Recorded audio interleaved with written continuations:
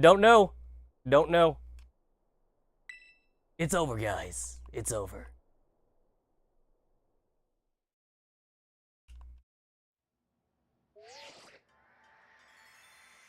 Alright, this is like the last flashback, or like whatever.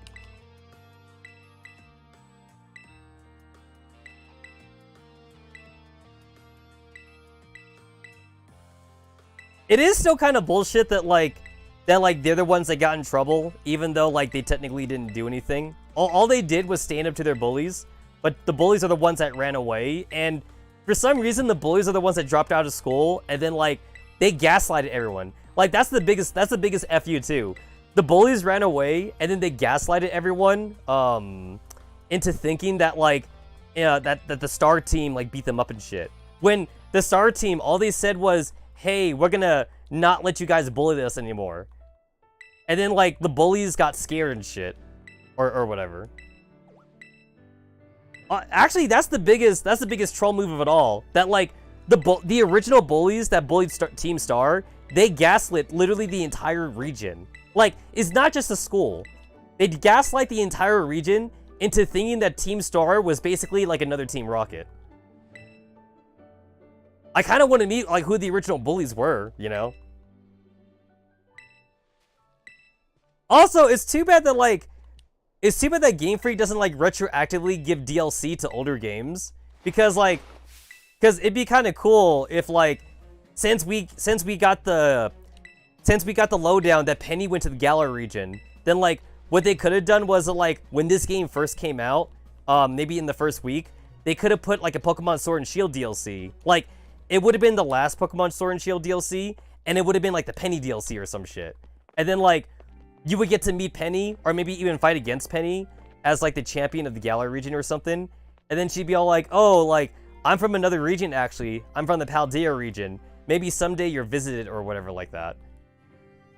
I mean, like, who gives DLC to old games, right? Like, no game company does that, I think. As soon as, like, the next game comes out, they never go back to their old ones. But it would be kind of cool, though, if they did give, like, one last DLC to Sword and Shield. Like, you know, to, like, connect, like, this game and that game together. I would have liked more Penny storyline.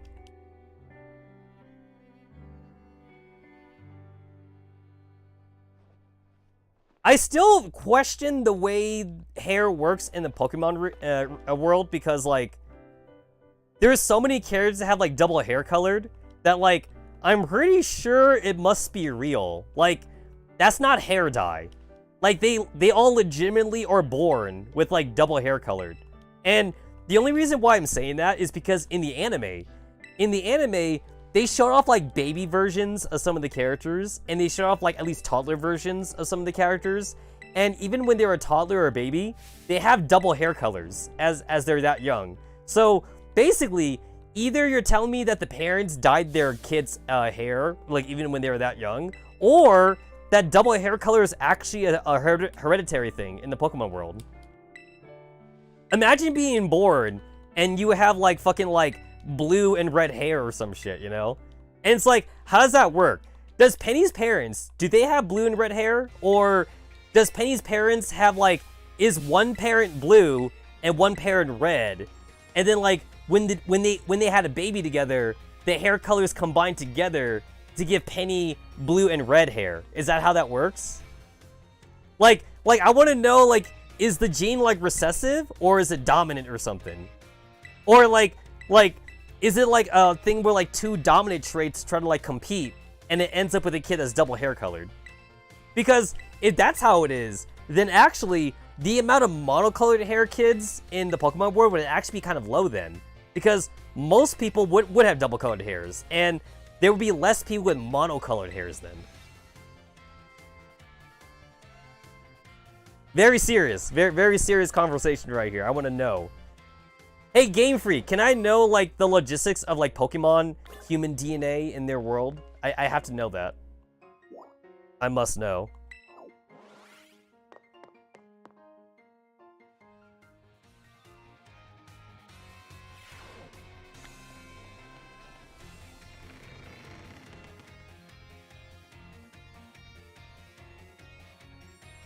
Alright, I gotta go fight the Elite Four now. Man, the Elite Four in this game is really like such a chore. I don't know why, like compared to the previous games, I feel like the Elite Four here is like, it feels like work.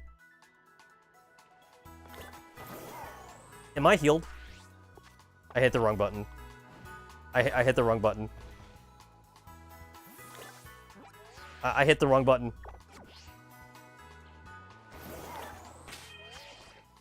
Oh, I am healed. All right. Because Penny is the first one that actually killed one of my Pokemon. No one else has killed one other than Penny. Wait. Wait, where do I go? I go this way. Okay.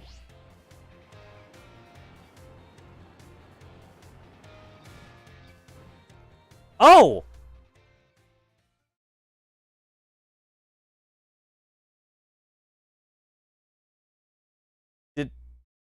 Am I supposed to do that? No, I'm not supposed to do that.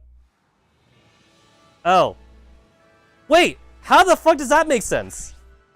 Wait a minute. I was right here. I jumped off the cliff, and then, like, the game spawned me outside? That literally does not make any sense. That doesn't make any sense. It didn't spawn me back on the bridge. It spawned me outside the city somehow. I almost want to call that a speedrun tactic, but like it's probably not. But that's so weird.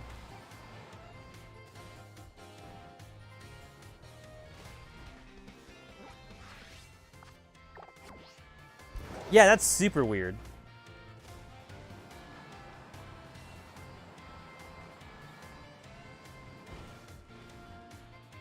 Oh, am I gonna get a call from Nimona?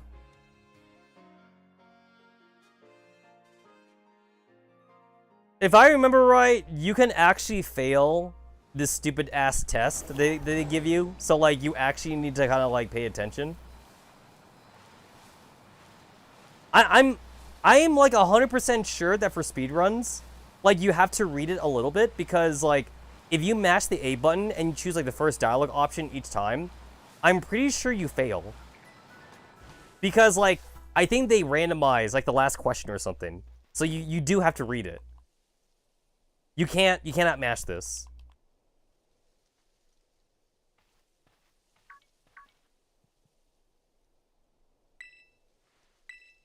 You decide to face the Pokemon League.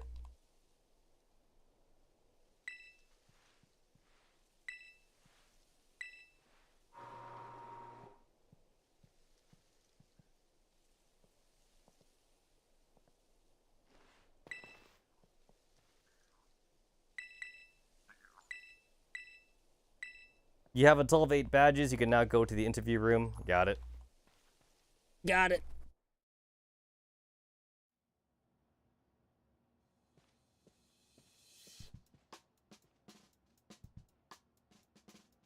Okay, so like I gotta read this shit. Have a seat. Alright. Why are we sitting so far fucking away? Alright. You have all 8s. Alright. Think carefully. How'd you get here today? I walked. Alright. I'm gonna try to see if I can keep picking the first option. Very good, very good. Tell me what's the name of the school you enrolled in. Oh, yeah, you can't. You literally cannot mash the A button. Okay. Uva Academy. Alright. I came to become the champion. Alright. I want to become even stronger. I want to find treasure. I guess I'll just say stronger. Which of the 8 gyms give the most difficulty? Okay, so this one you have to remember, I remember. Because, like, she's gonna ask you the same question again.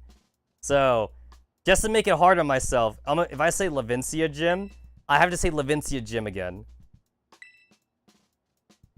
Wasn't the name of the gym leader your face there, Iono? Wait! I fucked myself! Wait, I legit just fucked myself. Is it Iono? Oh shit, I gotta double check. I just fucked myself. I should have picked one that, like, I knew off the top of my head. I'm pretty sure that's Iono. Levincia Gym. Yeah, it's Iono. Okay, alright. There we go. I actually fucked myself. Howdy, howdy. Welcome to the Saturday stream. You use electric.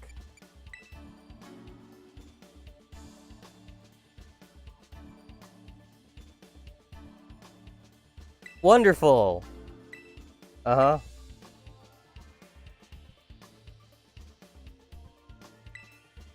What was the category of the first Pokemon you chose? The grass cat Pokemon.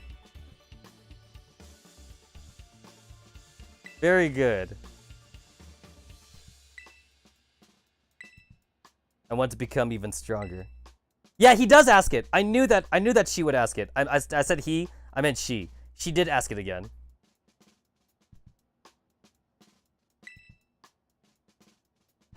I'm pretty sure if you get any of those questions wrong, you just fail the interview. Do you like Pokemon? I'm pretty sure if you say no here, you also fail. You literally fail if you say no. I'm pretty sure.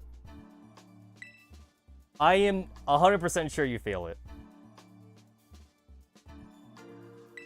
Good job, kiddo. That wraps up the interview. Let me congratulate you. You passed the first part of the assessment. Good talk. On your first try, no one's done that since Nimona.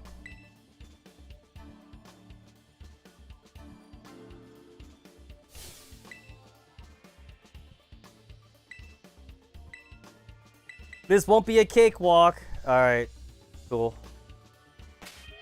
Alright, I guess I'm just gonna abuse my items and just get everyone to level 100 then.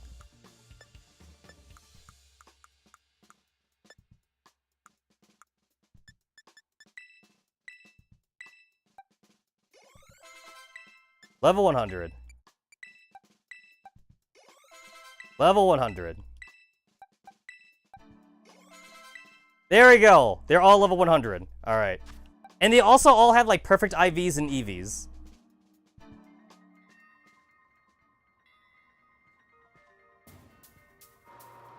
The interview is still weird? No, I hate it too. Like, it's like, I get it from like a lore perspective, but I still think it kind of sucks though.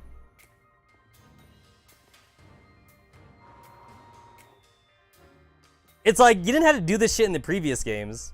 I mean, every region is different, I guess, but whatever. And like, also, you can't mash the A button. That's like the worst part for speedrunners. So you actually need to like pay attention.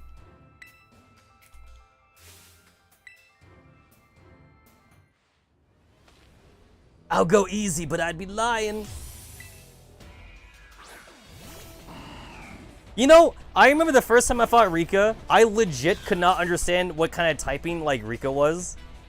Because like Rika has like such a like a mishmash kind of Pokemon team that like I did not see like any kind of theme with it. It's ground. She's a ground type trainer, but like I couldn't tell though the first time I fought her. I mean, Wishcash is a fucking fish Pokemon. So I'm all like, the fuck is this thing?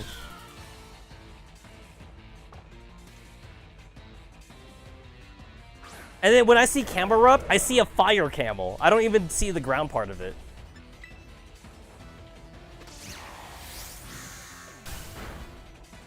Look at that neutral damage.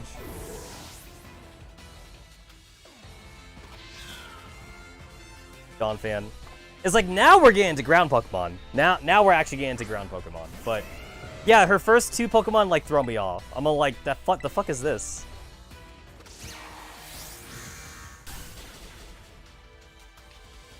It has Sturdy? Oh my god. Sturdy, the fucking bane of my existence. Honestly, like, if you were to give like almost like every trainer a Sturdy Pokemon, that would just basically make like speed runs like take twice as long, because like that wastes like an entire turn when you think about it. If you were to give like every Pokemon sturdy, that'd be like the anti-speed run tactic. Speedrunners would hate you. There is a Pokemon Scarlet and Violet mod I do want to install. It's like, it actually like rebalances like the entire game from like start to finish. I kind of would love to try that, but like, it basically would be like a brand new Pokemon playthrough. So I'm not ready for that yet. Like maybe sometime in the future I want to give it a try. But basically, like, it's a ROM hack, you know? It's a ROM hack. It rebalances the whole game, but it also changes like some of the mechanics too, though. Like, it changes a couple of the catch rate mechanics, and it also changes like the map system too. So like, it does more than just like change out the levels of like trainers and shit. It actually like changes like a good portion of the game. So even though it's definitely like considered like a ROM hack, like it's really more of like, it's a super involved ROM hack that like tries to make the game better.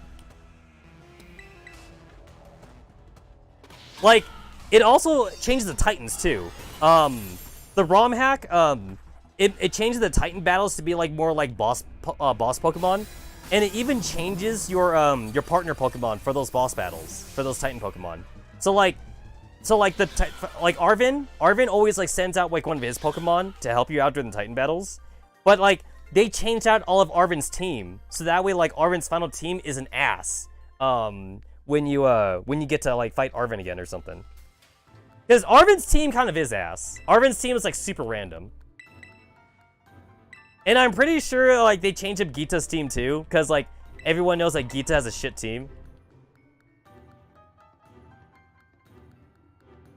Alright, she's the steel type Kuni, whatever. So steel type Kuni is weak to fire and fighting. I don't think I actually have either of those. Well, what do I have, actually? I need to actually double check.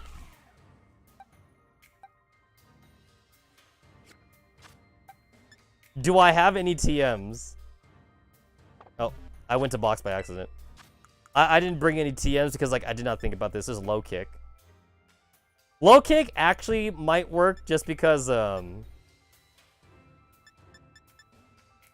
Low kick might surprisingly work, just because they're steel types, and steel types are usually heavy.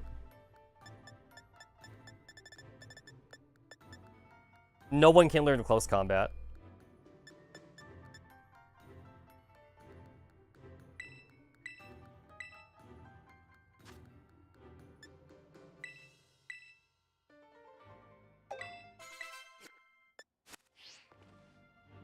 If I remember right, in the Flamingo, speed run, I think they actually do use low kick for the Poppy fight. So I think low kick is actually good here. Also, yo, this is straight up like child, like someone called child services here. It's like there's no way this little bitch trained up these Pokemon. She inherited this Pokemon from like her grandpa or something. There's no way she was training them, like, since she was a fucking baby. I mean, she kind of is still a baby, honestly.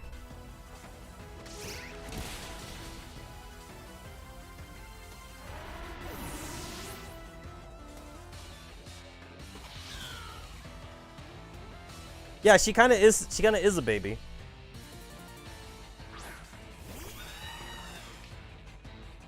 Coronite is flying steel. I think low kick is still good for this. Damn. And that was a crit too. I'm dead. Oh, I'm not dead. Oh, cool. She killed herself.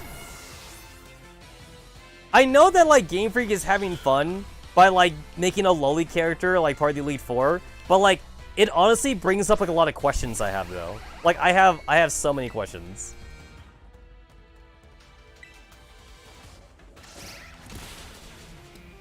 Does it have sturdy? It has fucking sturdy.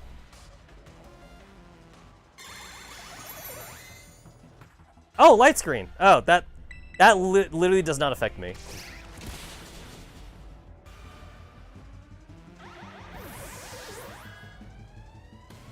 Yeah, I'm pretty sure, like, I just spam low kick for this entire thing.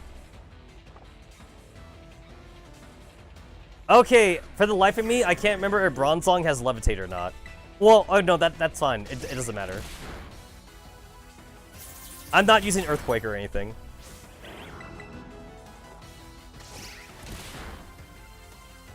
The only reason why, like, I brought it up is because, like, I've been burned badly before by, like, using Earthquake as, like, my main move. And then, like, I forget to, like, switch out my move whenever, like, I fight, like, flying Pokemon or, like, I fight levitation Pokemon. Like, I always kind of forget. Because, like, Earthquake is the strongest move in the game. I can use Earthquake on anything, even if it's neutral damage. And, like, not very many things in this game, like, resist ground. Like, you have, like, flying types and levitation that's immune to ground, but not very many things resist ground. So, like, at least Earthquake would do, like, neutral damage to most things. Alright, after this is, like, the dragon. It's the dragon dude out of this.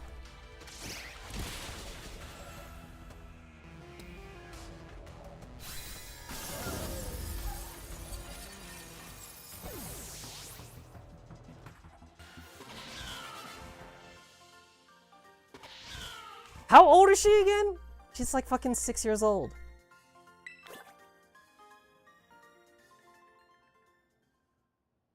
Where's your fucking juice box? Go back to preschool.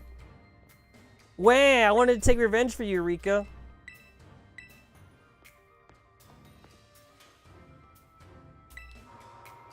Oh, Larry, right. I forgot about Larry. So Larry went from normal type to flying type. Now, and like, what's kind of funny about this is that, like, his Strapador is still, like, his ace Pokemon, but, like, his Strapador went from being, like, a normal terrestrialization to flying terrestrialization, which tells me they must have Terra Crystals then. So Larry used a Terra Crystal to change his, Strapador's typing. That's basically what he did.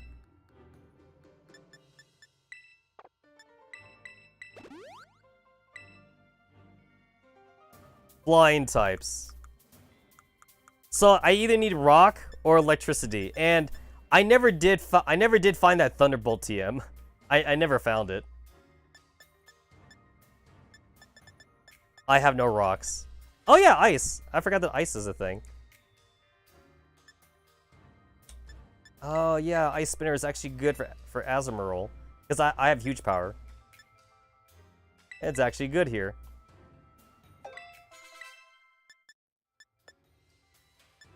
Alright, so I guess that's what we're going with. Wait! I can teach Chilling Water to Meowscarada? How does that work? The user attacks by showering it with water. So cold that... Wait, why can't Meowscarada learn Chilling Water? That makes no sense. That makes absolutely no sense.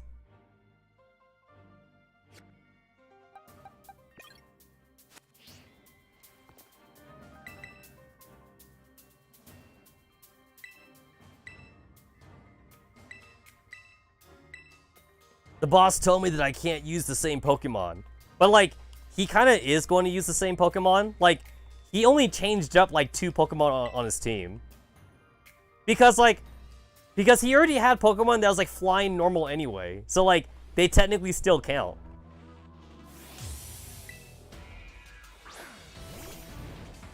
Yo! Tell me how Tropius does not look like a fucking starter. I feel like Tropius looks like a grass starter, but it's not. I'm using flying Pokemon this time. Alright, cool. Thanks for telling me.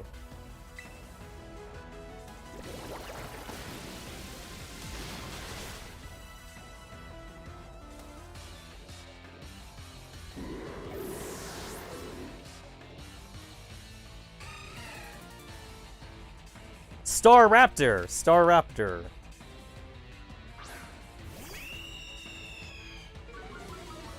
Yeah, like, he's still using this thing, except now, like, it counts as a flying type, and not a normal type. But that's kind of bullshit. Change out your entire team, bro. That doesn't count. That doesn't count. Because, like, so many of the bird Pokemon, they're part normal anyway.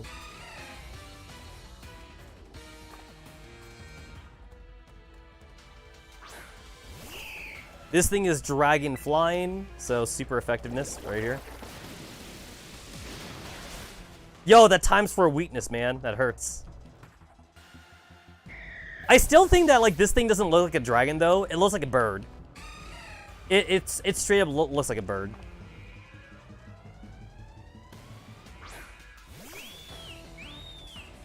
Shit, does this thing have static? Oh goody, I'm confused. Don't hit yourself. Thank God. Was Tetsamaru always this slow? Like, my Tetsamaru's like literally like level 100, and he's fucking outspeeding me. Flamingo! That's his ace Pokemon. So like, Flamingo's gonna be pure flying.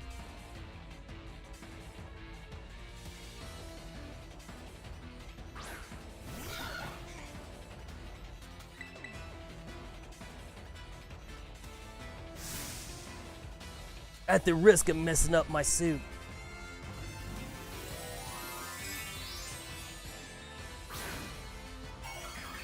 Fun fact, according to the Pokedex entry, Flamingo has his neck tied in a knot because like he has energy in his stomach or something. And like, if you were to like untie like the knot on his neck, I guess he dies or something.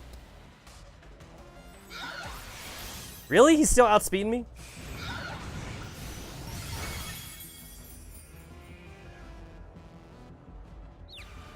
I'm still confused.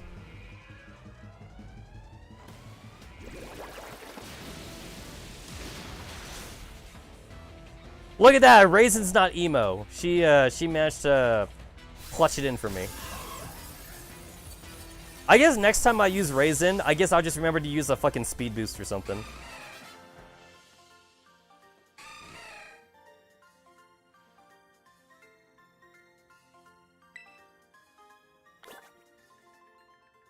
Alright, after this should be the dragon. It should be the dragon dude now.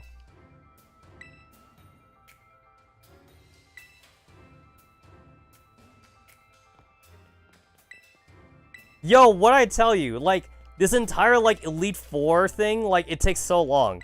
This is, like, at least, like, half an hour of your run. And remember, the world record is 5 hours and 30 minutes. So, like, this is 30 minutes just to do the Elite Four challenge. That takes up, like, such a huge chunk of your time.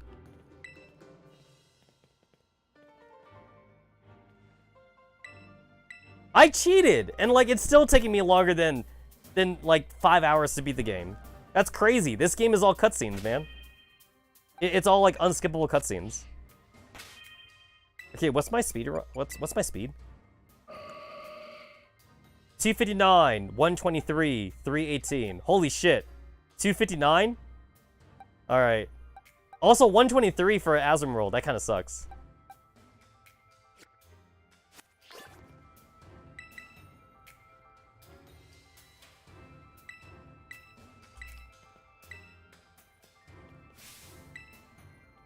So if I remember right, the plot twist for this guy's storyline is that, like, he's related to, like, the Dragon Clan or something. And, like, he wanted to be a teacher. He never wanted the responsibility of being a Dragon Clan leader. Like that one girl in, like, Ruby and Sapphire. But, like, you know, I guess, like, his dad died or something. Like, it's either, like, his dad died or, like, his grandfather died. And, like, they're trying to get him to come back to the clan or whatever.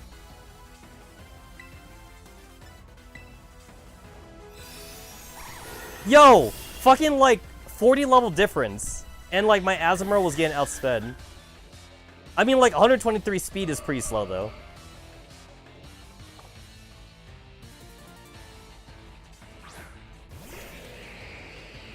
This thing is Poison Dragon, if I'm right. I think the only Poison Dragon in existence.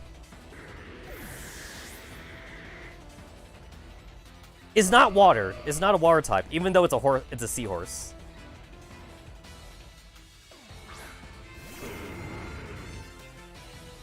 Yo, that's a tiny-ass Haxorus. I feel like Haxorus should be way bigger than that. Haxorus should be like the size of a skyscraper.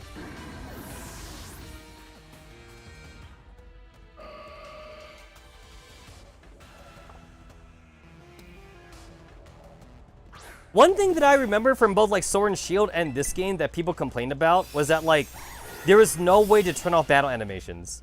So like battle animations is like it's tied into the game. Like you could turn off battle animations in like the previous games, but like not since we got into the Switch though. The Switch disabled the option to disable battle animations. So you have to watch battle animations from now on. There's no way to kind of like just turn that off or whatever.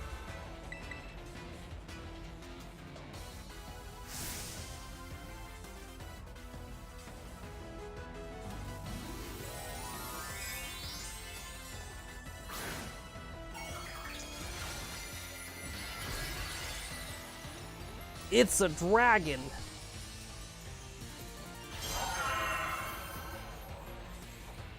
I still really like Mega Evolutions. Like, give me Mega Evolutions back, please. I like that.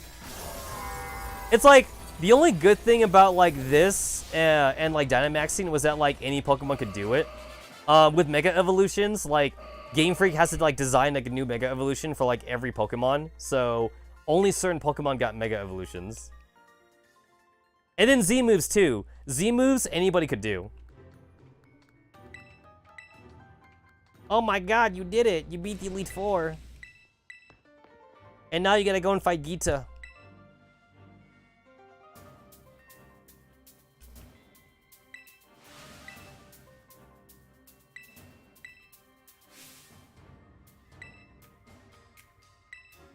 You're tougher than Steel, get it? Because she's a Steel trainer?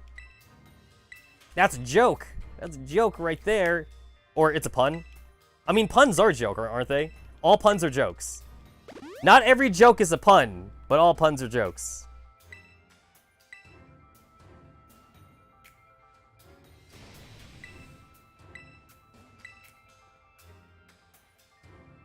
Alright, I remember. Gita starts off with like that fucking ostrich Pokemon. And it's like psychic. It's a psychic thing that she starts off with. So, Meowscarter it is.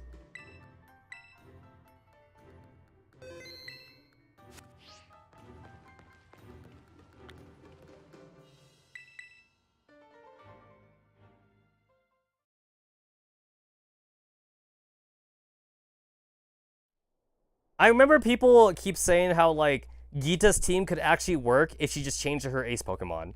So, like, if her ace Pokemon was Bisharp instead, and if her ace Pokemon was her starter, rather than her ace, then, like, her entire team would actually work. But because her ace Pokemon is Glimmora, Glimmora has that fucking skill where it's, like, after it gets hit, it drops poison spikes. But, like, it's the last Pokemon of, like, the fight. So, like, the poison spikes don't get to do anything. It would have been better if Glimmora was her starter Pokemon.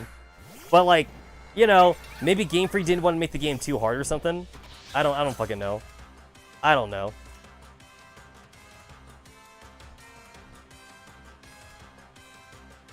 And then also like her Bisharp has that skill where it's like the less Pokemon you have on your team, like the stronger it gets or something.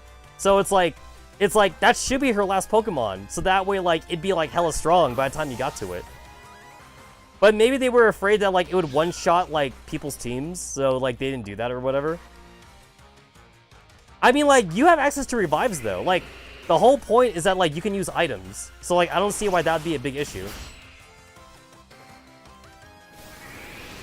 Oh, wow, use bulk up? Wow, okay, cool. What a waste of a turn.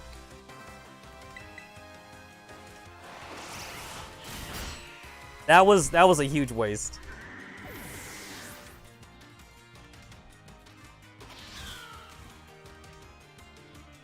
Avalugg is pure ice, if I remember. So low kick should do it.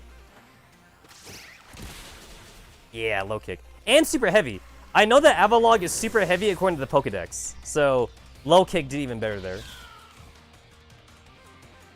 Veluza is that fish. Is that psychic fish Pokemon.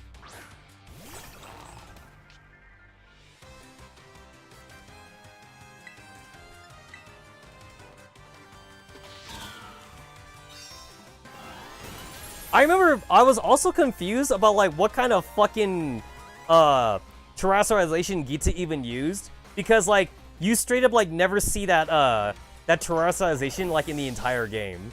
Like I was like, what is Gita supposed to even use? Yeah, King Gambit. King Gambit should have been her ace Pokemon.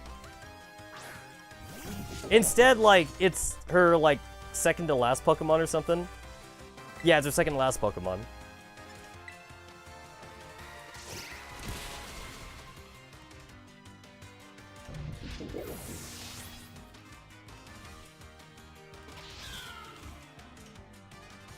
So she's gonna poison Terrestrialize or whatever. And like, I don't think you ever see poison Terrestrialization in the entire game. Unless you go to like raid battles or something. But like raid battles are optional. So like, you don't have to see them.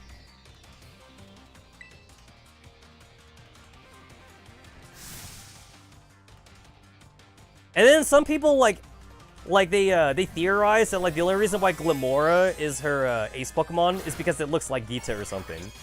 And then like people even try to theorize that like Gita is a Pokemon or some shit like that.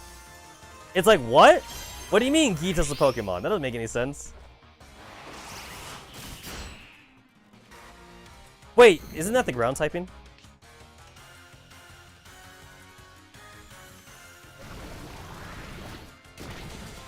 Wait, that is ground.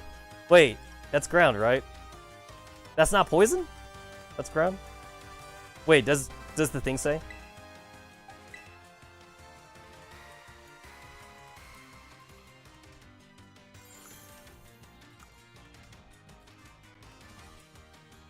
That's rock!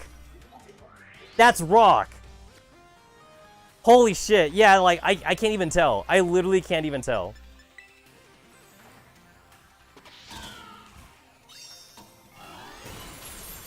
Why is it rock? I feel like the rock terrestrialization is so random right here. It feels super random.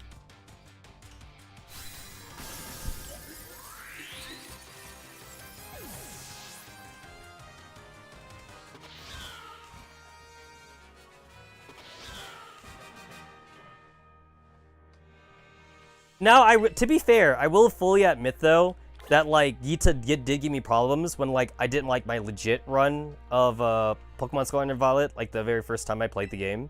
However, now I only had problems because I tried to fucking like overcomplicate things by using like buffing mechanics on her very first Pokemon, and like that ostrich Pokemon is actually pretty strong. So like I made the fight more complicated than it had to be. But then, like, once I took out that ostrich Pokemon, the rest of her team went down pretty easy. Alright, then, like, we had to fight, like, Nemona, like, one last time or something.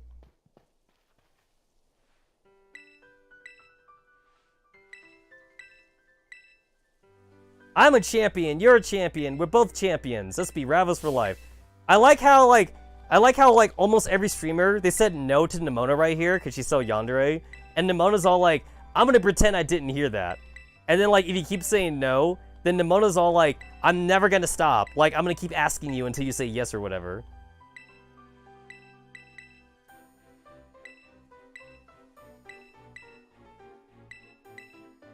I found a true rival. You know what? I'm actually a little bit mad at Nemona, because Nemona kind of, like, gaslighted the main character, the player character, into being her rival. Because, like, the player character just, like, got onto school for the first day or whatever, and then the player character's all like, alright, cool, I'm gonna have, like, a super fun time or whatever like that. And then, like, I'm gonna have lots of fun in my school year. And then Nemona's all like, you have to be my rival or some shit. And, like, you just moved. You literally just moved to the goddamn country. You know, you're like, I wasn't planning on, like, getting a rival. I was just gonna, like, enjoy my school life and shit, you know? But Nemona does not take no for an answer, though. Yeah, Nemona, like, legit gaslighted you.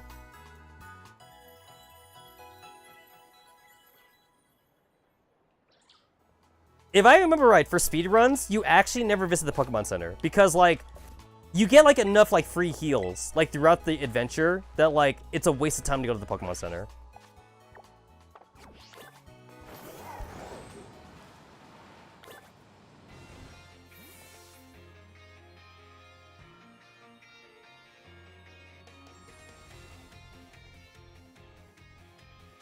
any second now. Hey, wouldn't it be great if this was voice acted? Nah, no voice acting here. You're gonna read the text.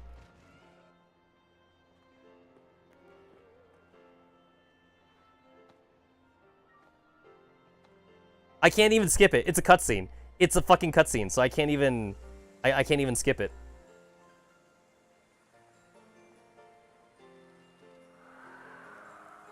Come on, Larry, you know you want to watch.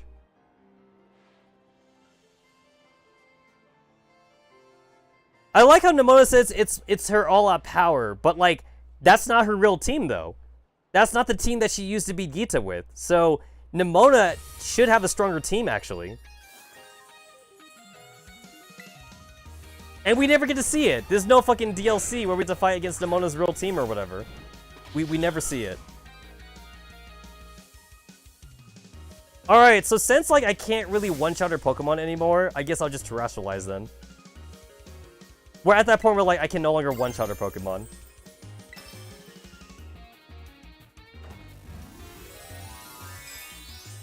It's like, when you Terrestrialize, you waste, like, 15 seconds. So, like, on a speed run, that kind of matters. So, like, most speedrunners, they don't Terrestrialize. Basically, you either one-shot them or you don't one-shot them.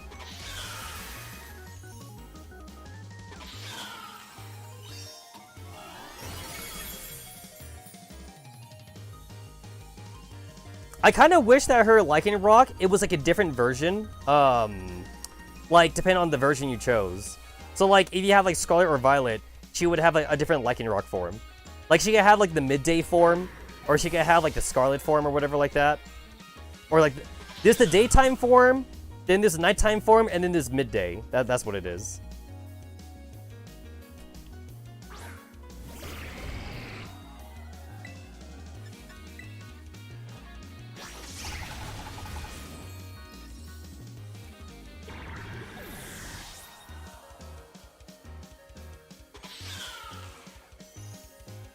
Also, like, there's no way that this bitch used a Palma in her OG team, because Palma's freaking weak.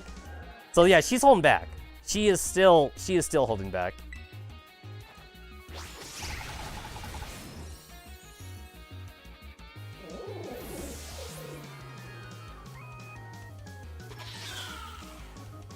The Dunsparce! The fuck is the Dunsparce doing here? Yo, Nimona, I thought you said this was against your full power. What is this? What is this thing? What is this? This bitch is holding back.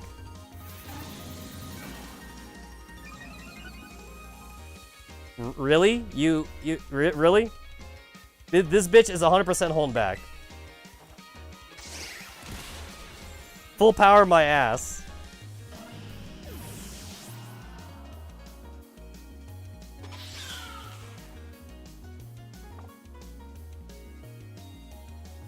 I feel like Nimona in lore, yo, what's up, welcome to the Saturday stream. Well, Saturday my time anyway.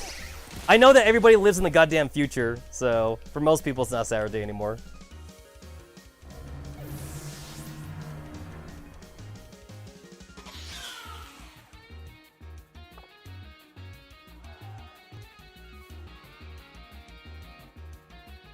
I feel like lore-wise, Nimona would also have, like, basically most of the Pokemon in the Paldea region.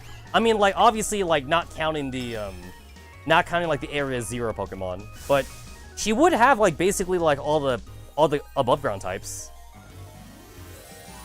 And since Nimona comes from, like, a rich-ass family, she could probably afford to buy rare candies. In Generations 1 and 2, they make it seem like rare candies are, like, actually rare. But then, like, you notice, though, that, like, in lore, though, they actually manufacture rare candies. So, as long as you're rich, you can buy them. And then, like, I know that Pokemon Let's Go Pikachu and Eevee is technically, like, a different, like, it's, like, a different lore or whatever. But, like, that game is even more scarier because Professor Oak is making rare candies in his office or in his lab. So I was like, what the fuck is Professor Oak doing then? Like, did he, like, patent the rare candy technology? Professor Oak be giving out rare candies and experience candies in Let's Go Pikachu and Eevee like it's, well, candy. And, like, nobody says anything about it.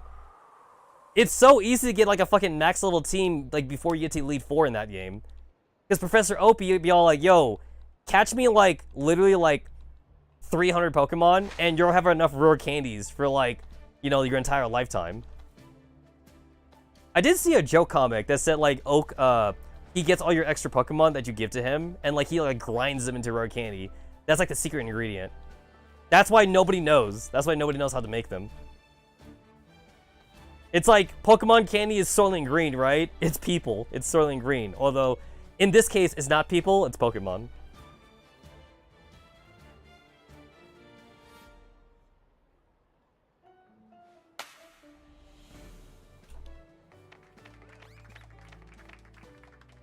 I can't skip it. Can't fucking skip it. I seriously hate how, like, this game literally has an option to, like, skip cutscenes, but you can only skip the pre-rendered cutscenes. And there's literally only 3 pre-rendered cutscenes, like, in the entire game. So, you really don't get to skip any cutscenes at all then. Thanks for the option, Game Freak! Thanks for the fucking option, by the way.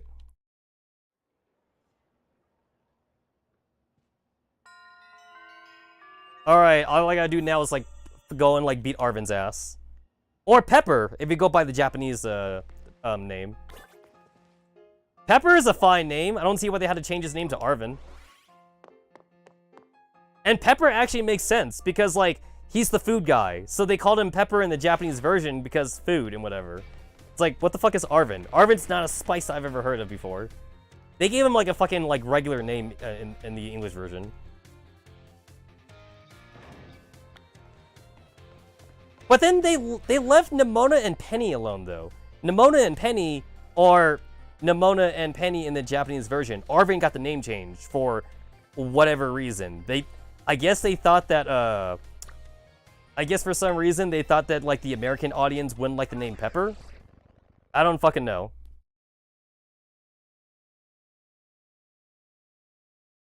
They only changed the names of, like, 5 NPCs in this entire game. From the Japanese version to the English version. And Arven's one of them. Am I supposed to go inside? Oh, I just have to walk back and forth. Alright.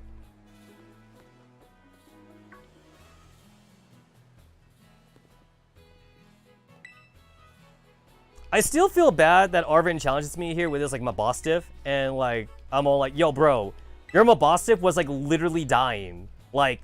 Like a week ago, and now you want to fight. Okay.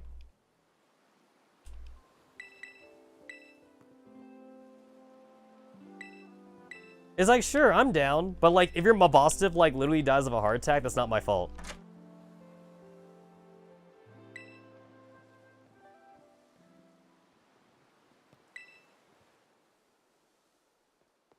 Arven legit, though, be having, like, the saddest character story, like, out of the 3 main characters, because Nemona is all like, oh, boo-hoo, I'm too strong, and then Penny is all like, I'm an introvert, but, like, I have, like, rich parents that, like, give me whatever I want, and like, I made, like, really good friends and shit, and whatever, and also, like, technically, like, I did get, like, expelled, but really, like, it was more of, like, a vacation for me, so, whatever.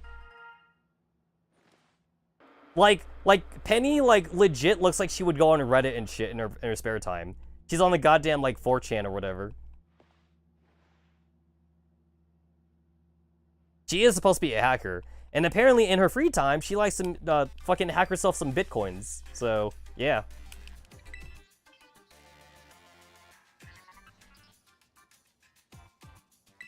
Arven's the only one here that actually has, like, a traumatic storyline. And I'm not talking about his dog. I'm talking about the whole thing with his parents.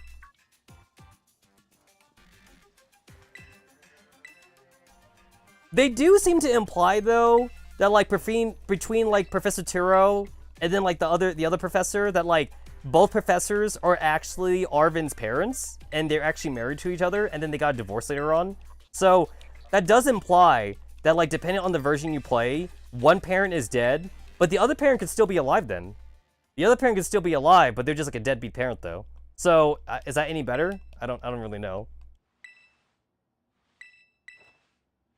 I mean, Arvin turned out pretty well, despite having, like, you know, like, absentee parents.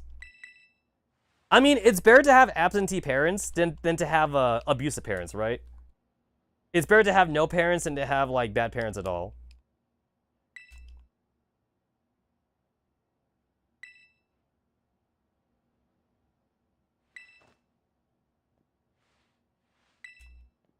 I'm gonna go give my dad a piece of my mind.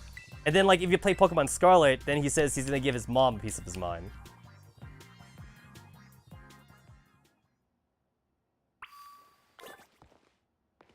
This does also bring up the weird question on, like, how did, like, both professors even meet? Like, they seem like they're the complete opposite, like, personalities. Like, how did they even get married?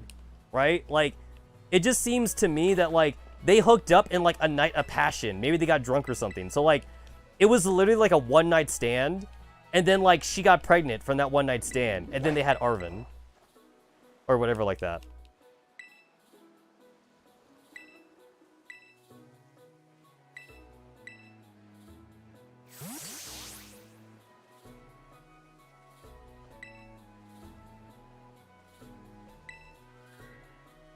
Alright, compared to everybody else, Arvin actually has, like, at least like a rare-rounded team. Like, Arvin's basically like Nimona, and what, like, they don't like a solo class, like, one typing. They actually do have different Pokemon. I mean, they still suck, though. It's still a trash team.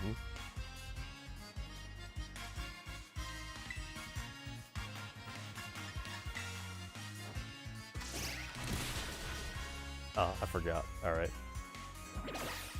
It actually would have been better for me just to use Flower Trick there, because, like, even though this guy's, like, a normal typing, like, it's actually, like, hella light. Even though it's a fat chipmunk, it's still just a chipmunk, and chipmunks don't weigh that much.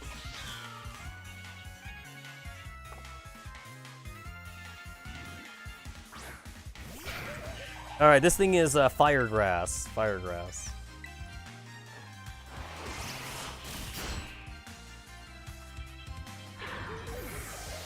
I made the joke before that, like, fucking both Pokemon Uranium and Pokemon Xenoverse, fan-made games, they did the whole, like, Fire Grass, Pepper Pokemon before Pokemon Scarlet and Violet did.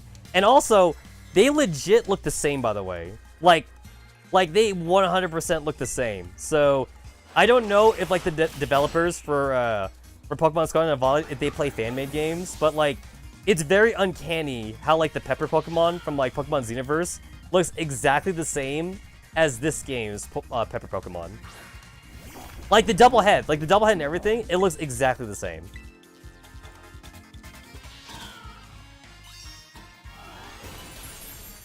A lot of people theorize that, like, the only reason why Game Freak doesn't do any more Pokemon evolutions is because, like, it's too late for them to do Pokemon evolutions because it's too much fan art. Like, there is so much fan art of Pokemon. I'm sorry, did I say Pokemon? I meant Eevee.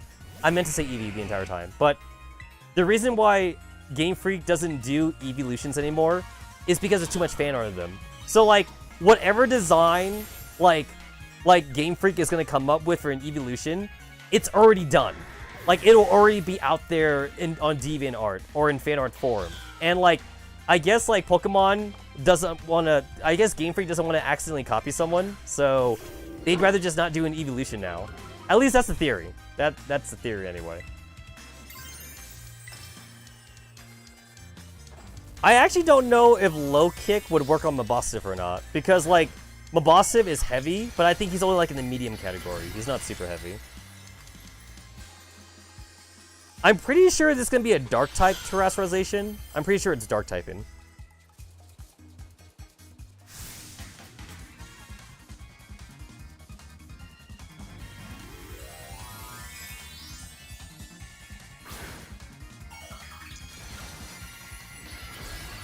Yeah, it's dark. It's dark type. So, I probably could have done a low kick here, because I'm pretty sure my boss is heavy.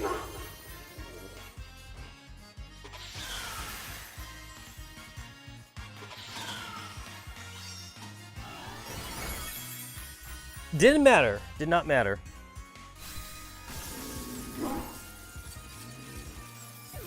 Well, I've killed your dog. I'm the monster, apparently. I'm the monster.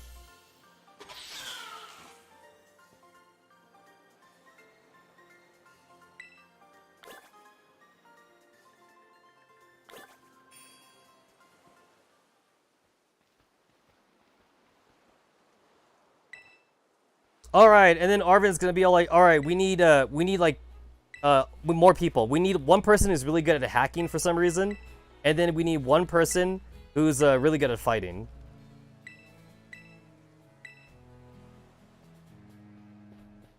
Penny kind of got shoehorned here because like he keeps saying how like we need someone who's good with computers, but like Penny straight up didn't do shit. Like Penny legit pushes a button. And it's like, yo, anybody could have pushed that button. It could have been like goddamn like random NPC that's not Penny, and it would have worked.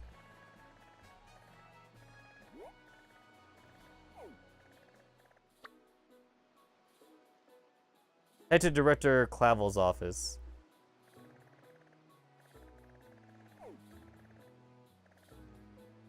Fuck, fine. Alright.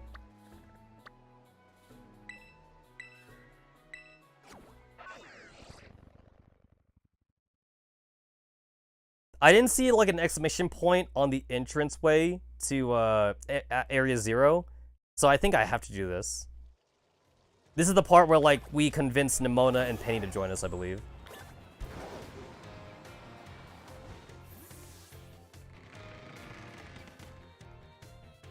No, like that. Wait, that can't be true because like we technically go behind their back to go to Area 0, so that can't be true.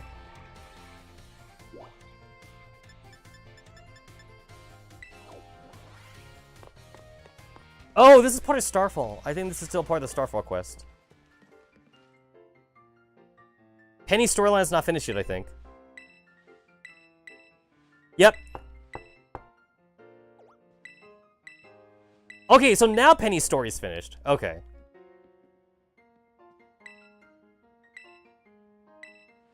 I forgot that, like, the Penny story still had, like, one last cutscene.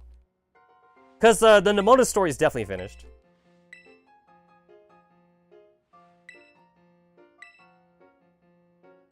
I like how Penny was saying that, like, it actually wasn't that hard to hack Bitcoin. Penny found the fucking Bitcoin formula. Okay, there we go. Okay, now it's finished. Yeah, now we're good. Okay. Alright, now we're good. Alright, so now we should be able to go to Area 0. There's the DLC NPC, but I'm going to ignore her right now.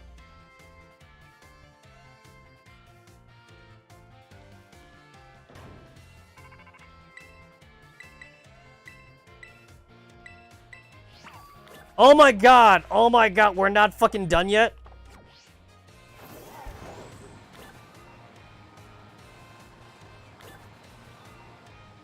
I literally don't remember what this cutscene's all about, because I'm pretty sure we're not gonna fight her.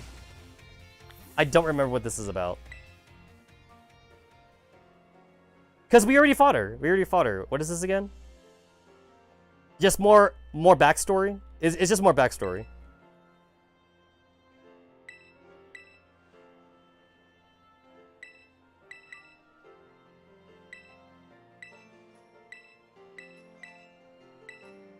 The funny part is that, like, the only reason why she's even being punished for, like, hacking the system is because she came out clean. Because, like, it was, like, literally untraceable.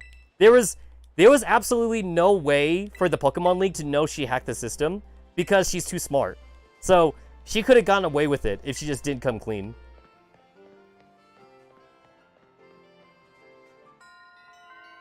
There we go! Now it's finished.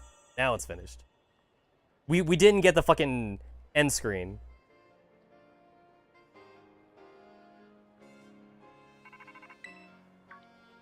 This should be Arvin. There we go, it's Arvin. Alright.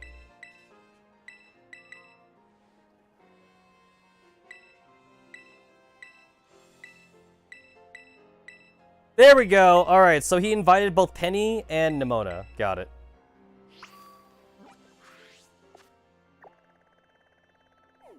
There it is. Alright, so... The only thing that's kind of weird here is that, like, the entrance to Area 0 is from, like, Medali, and Medali has no story significance. It just seems kind of like a random location for, like, the entrance to be next to. Like, you would think that the entrance to Area 0 would be, like, next to the school or something, because, like, the school, like, seems very important and shit. You would think so. You would think so.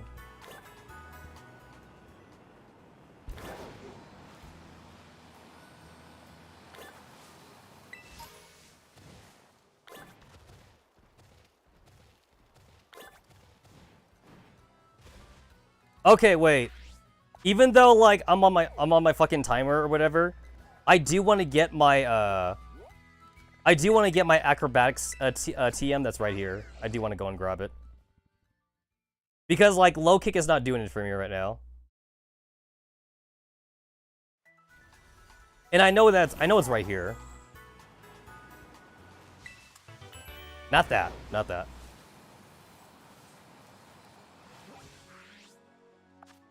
Yeah, it's right here. There it is.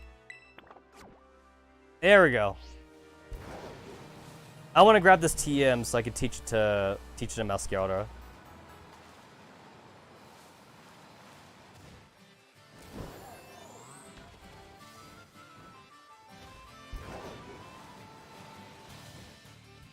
So technically, you need rock climb for this, but like it's actually possible to climb this thing without rock climb. You have to like jump backwards for it though. But it's it is possible. It is possible. You can cheese this.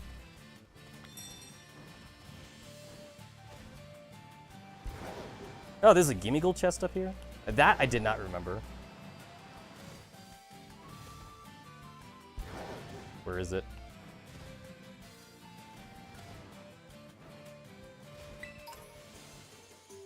Oh, shit. Did I go to the wrong one? Oh, there it is. It's right there. No, wait, no, that's not it. Oh, shit. I think I went to the wrong plateau. Because, like, I definitely remember, like, acrobatics, like, being, like, on a little cliffside thing like this. But I went to the wrong one. Flamethrower. All right, I did not expect to get that one either. I was pretty sure it was on this one. Or maybe it's on this one instead. Because I know that, like, I flew to, like, the right Pokemon Center, but now I'm kind of, like, misremembering, like, where the acrobatics TM was. Oh, it's definitely not that.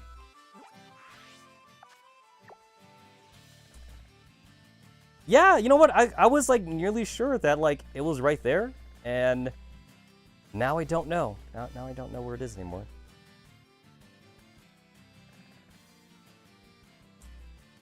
I guess that's fine. I don't need it. I did get a flamethrower TM though, and I will make use of that because I still want to get like a Thunderbolt TM for Gardevoir, but I'll take flamethrower. Oh shit, she can't learn it. All right, never mind. All right, so last time, like, I tried to check around Levincia for the Thunderbolt TM. But then, like, I couldn't find it because I thought it was there. But now I'm starting to remember, like, it might be around the... I could have sworn that it was around the auction house, too, now. My ass, like, don't remember anymore. Because, like, I would love to get, like, that Thunderbolt TM. Love to get that Thunderbolt TM. Pokemon Violet Thunderbolt TM. It's Port Miranda. Okay, there it is. I knew it. I knew it was around Port Miranda. All right.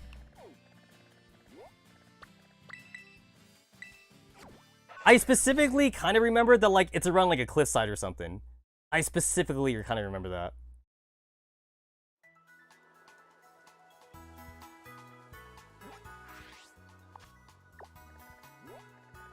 So that's why I couldn't find it before, because I was trying to find it around Levincia. That's why I couldn't find it.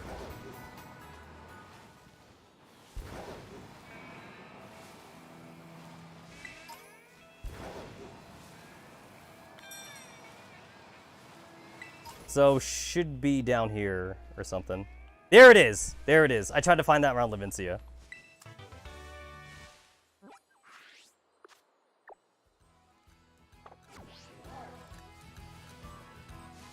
I thought that was a fucking Ditto. Oh yeah, I forgot. You technically can't find Dittos in the wild.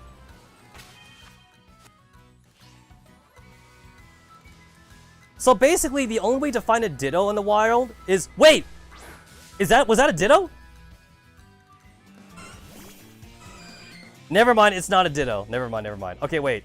So anyway, the way to find a Ditto in the wild is that, like, it has to, like, not run away from you. That's what I was gonna say. So, Dittos, they don't react to you. Like, if you stand next to a Ditto, it kind of, like, has a question mark over its head or something. That's how you're supposed to find a Ditto. And another thing, too, is that, like, when you lock onto a Pokemon, like, it actually does say Ditto. So, it will say Ditto on top of its head when you lock onto them. It's kind of slow, though. It is kind of slow. Motherfucker. I'm trying to get out of here. I want to go... I'm trying to get out now. I just came here for the Thunderbolt TM. That's the only reason why I came here.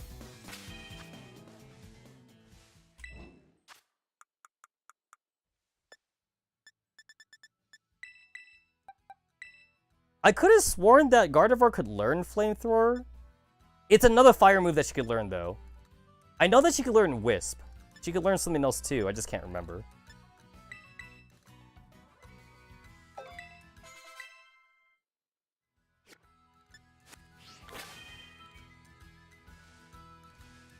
He's, like, literally, like, inside me. There we go. It kind of annoys me that, like, Pokemon can do that. Pokemon can also, like, camp out your picnic, too. So, like, when you get out of the picnic, they can, like, aggro into you and shit. Let me go ahead and just take Chansey out.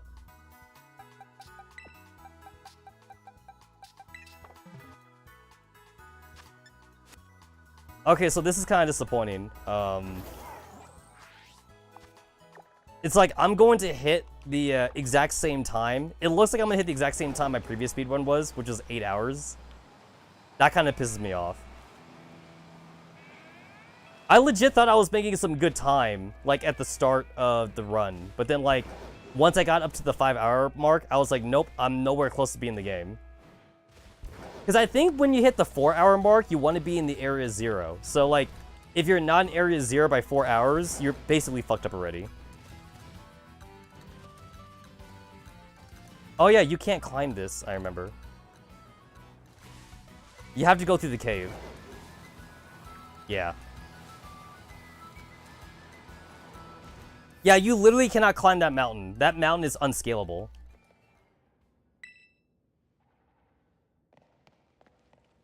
If I remember right, you basically hit like an invisible wall when you get to the top. Wow, you can see like they haven't maintained this at all. Looks like shit.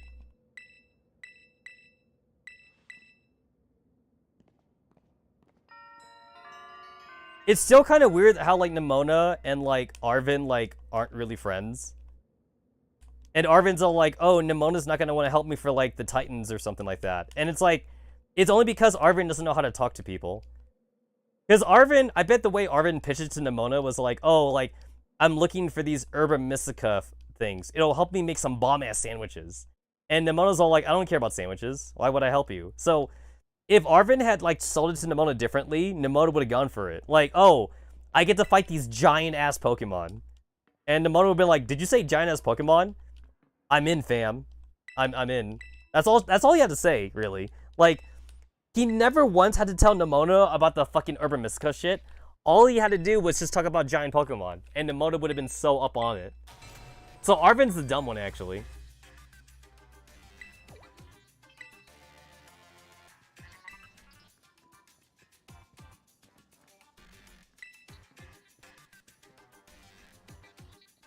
Oh, look, they needed Penny to turn on the goddamn laboratory. I'm pretty sure any one of them could have done that.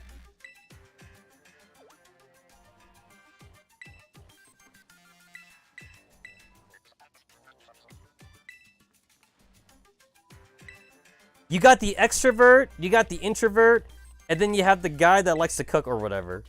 With like a horrible, terrible past. And then you have the main character who's basically a mute. The main character that doesn't talk at all.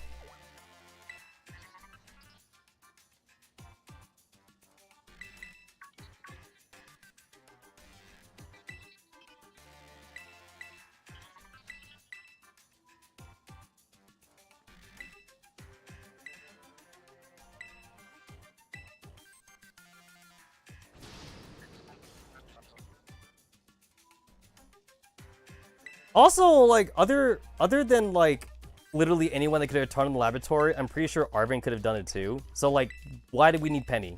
We did not need Penny here. So I did this too before, like, I explored around the laboratory, and there's, like, literally nothing in the lab to explore. Which is kind of disappointing. Like, there's no items. There's no, like, chest or Pokeballs or whatever. It's just, like, there it is right there. It's an empty map.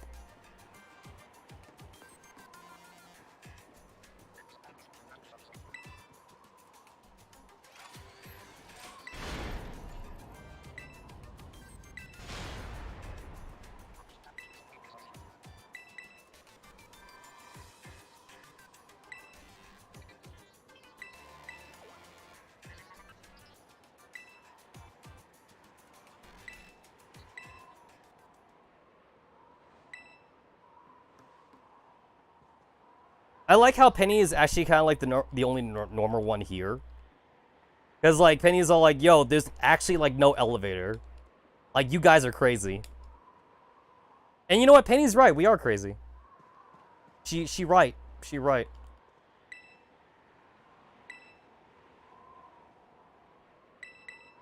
Tetsamaru, you ready for the worst? I like the way Arvin says that, too. It's like, yo, we gonna die.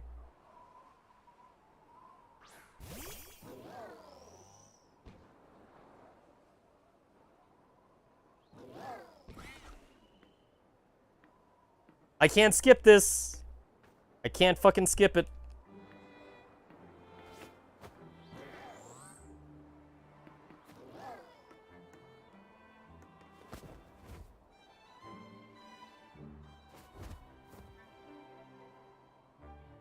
Penny with her fucking EV phone.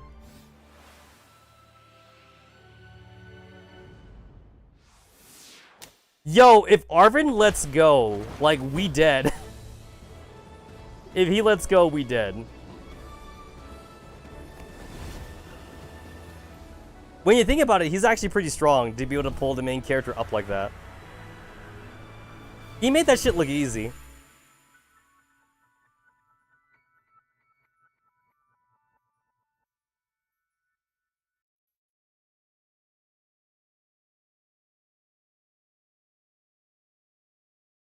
So, like, if the game were to let me, you could actually use your legendary to kind of, like, jump down, at least, like, down the cliffs or whatever, since you have rock climb. But they had to lure it so that way you didn't take any shortcuts. So they had to make Miraidon or Kyogre, like, really, like, scared or something. So they don't want to, like, be used anymore. And now you have to kind of walk down on your own. Yeah, you can't ride him right now.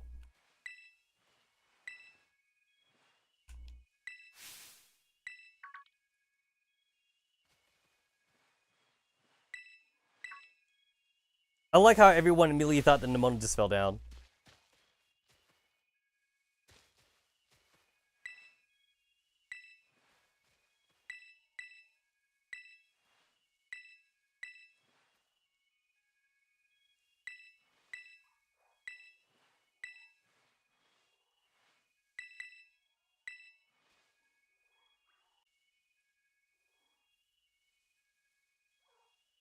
Oh my god, I went through the text so fast that the fucking cutscene has to catch up. It literally has to fucking catch up. Or my controller could just die. My controller literally died right now. It actually died. Alright, hold up. I was actually not expecting that. I was 100% not expecting my controller to die. Where is my USB?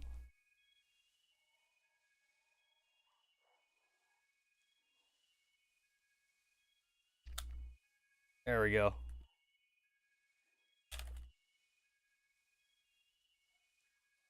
To be fair, the Pro controllers, like, they actually have, like, really good battery life. Like, I usually only have to, like, charge this thing, like, once a month or something. Yeah, it's flashing red right now. So, like, it's literally dying on me. Oh, goddamn, that's the wrong USB. I found, like, a fucking micro B cable. I need a C cable here. Where is my C cable?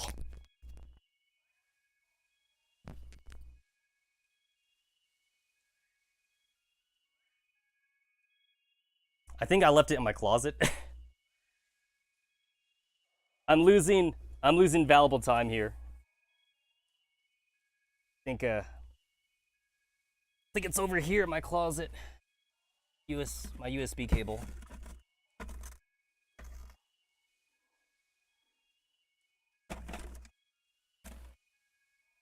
Damn it. I'm trying to like feel around for it because my closet is like super dark and I can't see into it right now. I have no idea where the wire is. And I can't look into her.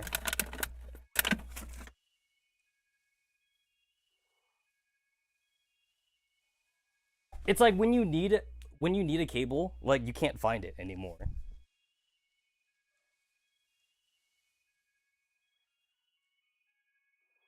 The only cables I have around here, these are all like fucking micro B cables.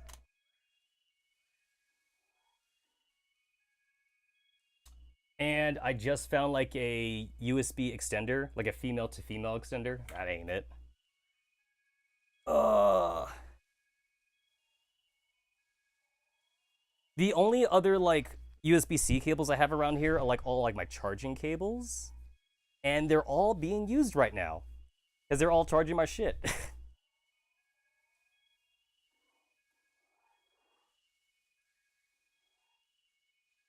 Is it literally like not here? I am like 100% sure that like my USB-C cable is like hiding in plain sight.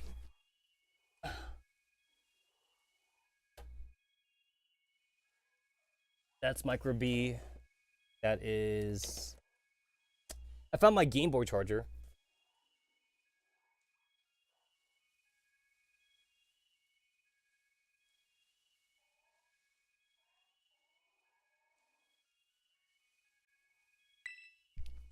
Yeah, it's like my controller like keeps losing power because it has batteries are dead, and I thought I would have been able to play through the game in its entirety.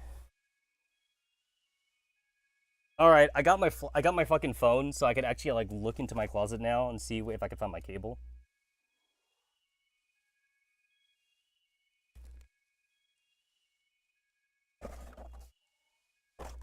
God damn it! So I did take it out. Unfortunately, like I found the box that like has my my Pro controller like accessories in it, and like of all the accessories that are in here, the one thing that like it doesn't have is the goddamn like USB cable, and I have no idea where it is now.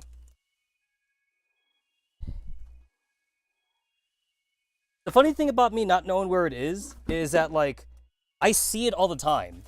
Like I literally see the charge cable like all the time. And then like every time I see it, I don't need it. And now that I need it, I don't know where it is, but that's okay because I did find like another USB-C cable, but it's kind of short. It's kind of short, and I'm actually not sure if it'll reach from like the Nintendo Switch over to like where I sit. So I'm just gonna give this a try and see if it fits. I just gotta see if it fits then, since all my other cables here are the wrong cable.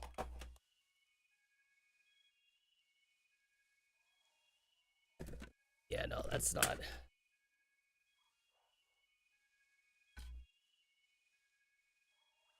Yeah, no, that's not it.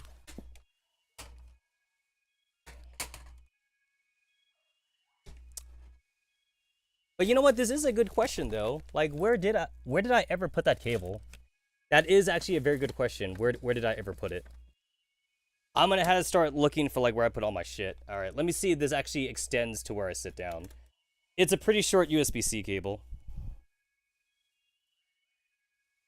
It does not reach. It 100%, it dead ass does not reach. It's too short.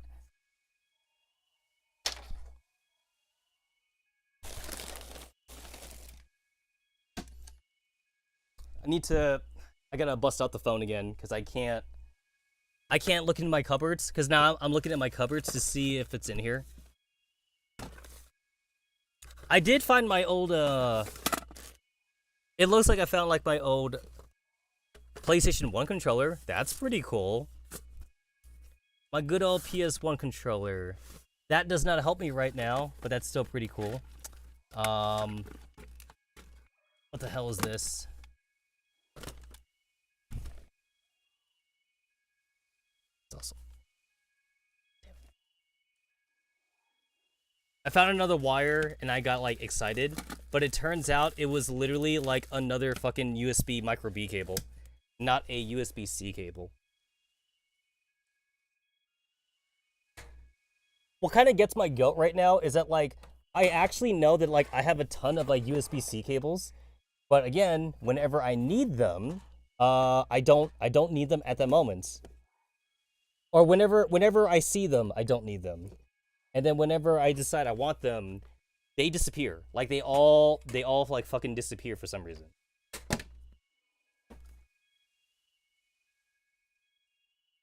Fucking micro B. Where's all my goddamn long charging cables? All right, so that's a tiny ass USB-C, which actually, hold up. So like I did not want to like unplug any of my controllers. No, wait, this doesn't work actually. God damn it. That doesn't work. So like what I was gonna do is I was gonna unplug like one of my USB-C cables as I'm currently charging right now, but that doesn't help me anyway. And the reason why that doesn't help me is because like these USB-C cables that I have currently around me, the ones that are charging, they have like a very like fat bottom that actually does not fit my goddamn Switch controller. That sounds stupid to say out loud, but like it actually doesn't fit because like it's recessed inside. Like it doesn't go in. Like it legitimately like doesn't go in. And I do know that like I have like USB-C cables that like would fit this other than like the original one that goes with this controller. But again, I'm in this precarious situation where like now I have to like look around all my bags just to see if I can find, well, honestly, like any cable that would fit this. Like at this point, like I'm not gonna be picky. I just want like any USB-C cable I have lying around, and I keep finding, I keep fucking finding like all these USB like micro B cables and shit. I keep tugging on like my lighting wire because like I have all these storage boxes around like where the outlet is. Let's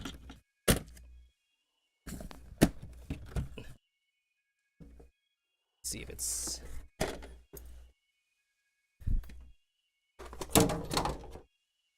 of all the things that could happen to me on stream, and my controller like fucking dies. And then, like, I can't find a fucking charging port cable for it. Like, I am literally unable to charge it. I'm unable to charge it, and the USB-Cs I currently have, they're the wrong size.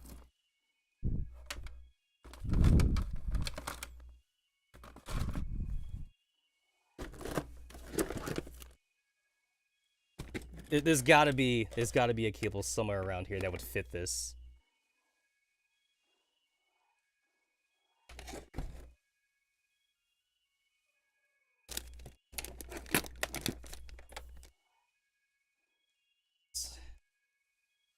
Alright, I did find a couple of USB-C cables just now, and hopefully, like, one of these things will actually work.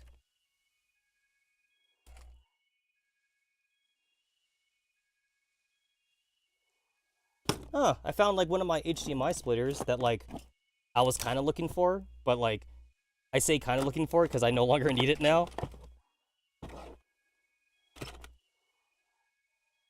Alright. I found two USB-C cables that look like they have a thinner bottom, and I'm gonna go ahead and give these ones a try. I had to dig into like my little like storage compartment right here. Okay, let's see if this actually fits.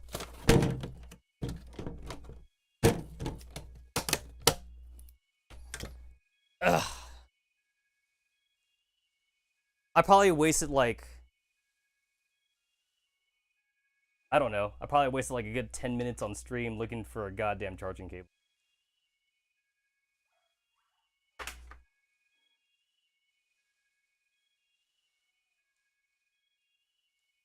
I really want to know like where the original charging cable is now for like this controller is, because these are not the original cables. But like as long as they fit though, then like it'll be fine. Because the original one is actually super long, so that way you have space, so that way you could play it, you know, like while it's charging.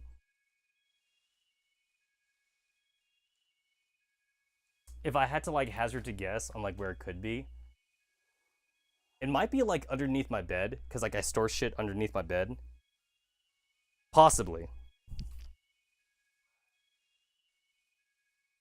I'm like, all right. I had these two cables, and like I was hoping one would be longer than the other, but nope, they're about the same size. There we go. All right, that actually fits. All right, God damn it. I found a USB-C cable, but it's actually USB-C to USB-C of all things. And of course, the Switch dock doesn't have USB-C on it. It has a USB-A port. So that doesn't help me. Oh my god, this cable is worthless to me right now. But I'll go ahead and just add this to like all my other cables that's on my entertainment center. There we go.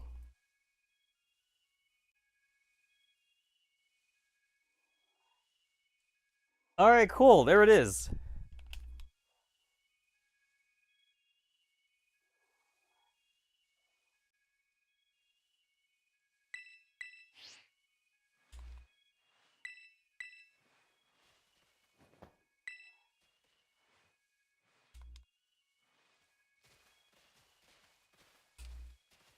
Fucking Christ. That took way too long.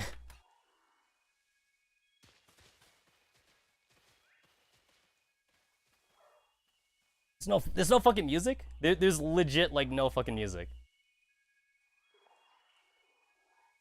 This straight up like doesn't reach. Unless like, oh, there's the music. It kind of reaches, but like I had to like tug on my dock. So like I'm pulling on my Switch dock to see like how far I can have it like heater on my entertainment center, so that way I can like comfortably hold my controller.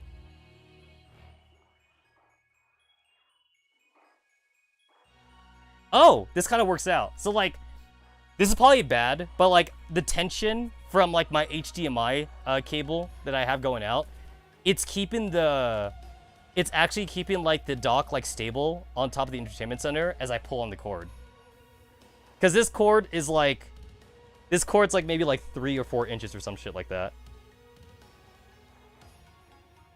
There we go. All right, this is actually a little bit comfortable. All right. You can't ride Miraidon here.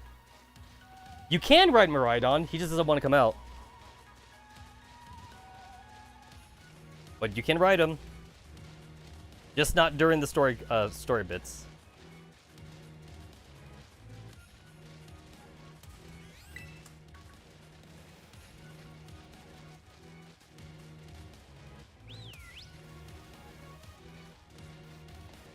So like you literally are not allowed to jump down, I think. Because if I try to... Yep, it doesn't let you. You hurried back to the others so you wouldn't get separated. Yep.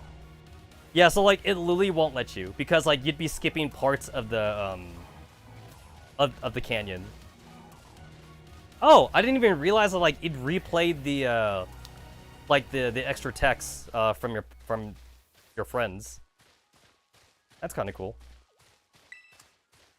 I do have to say though, you gotta read fast though, because like that text goes, that text like scrolls on its own. You're not the one that controls that. So like if you miss it, then you're kind of boned. Yeah, you're boned if you miss it. Oh my god. Fucking Christ. I really wanted that fucking item, and like I should not have gone for the item. I really wanted it though. It's a Raichu.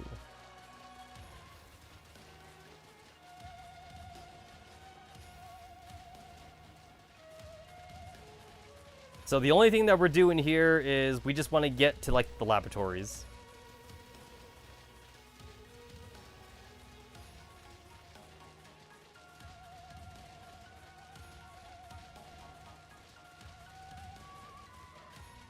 And then like your friends are just talking about like how about how the player character like helped them all out and shit.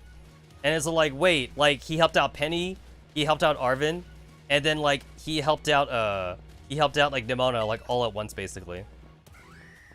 And it's like, wow, like the player character must have a lot of free time because the player character was able to do like all these side quests and shit. It's a good thing the player character has no life other than Pokemon.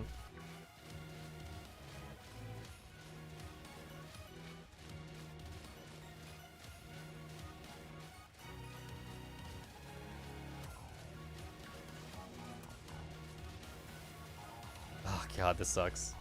And then look, the minimap is worthless right now too, because like the minimap is showing me like where we left off on and shit. The minimap is pointless.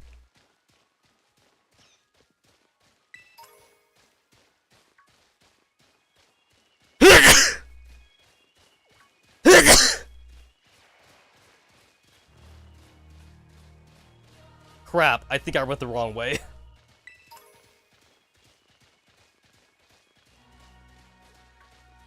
Yeah, this mini-map is dumb. It's like, I kind of get it that, like... Sorry. There it is, right there. I kind of get it that, like... This is Area 0, and, like, we're not supposed to have a map here anyway. I kind of get it, but... It would have been nice to have, like, at least, like a small mini-map for, like, the area that we could see.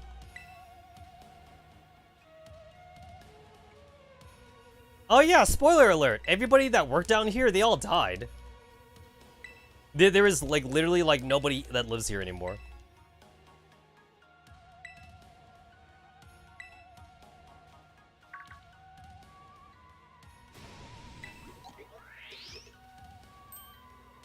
That's a Pokemon that La Primera uses. I wonder if she got it here.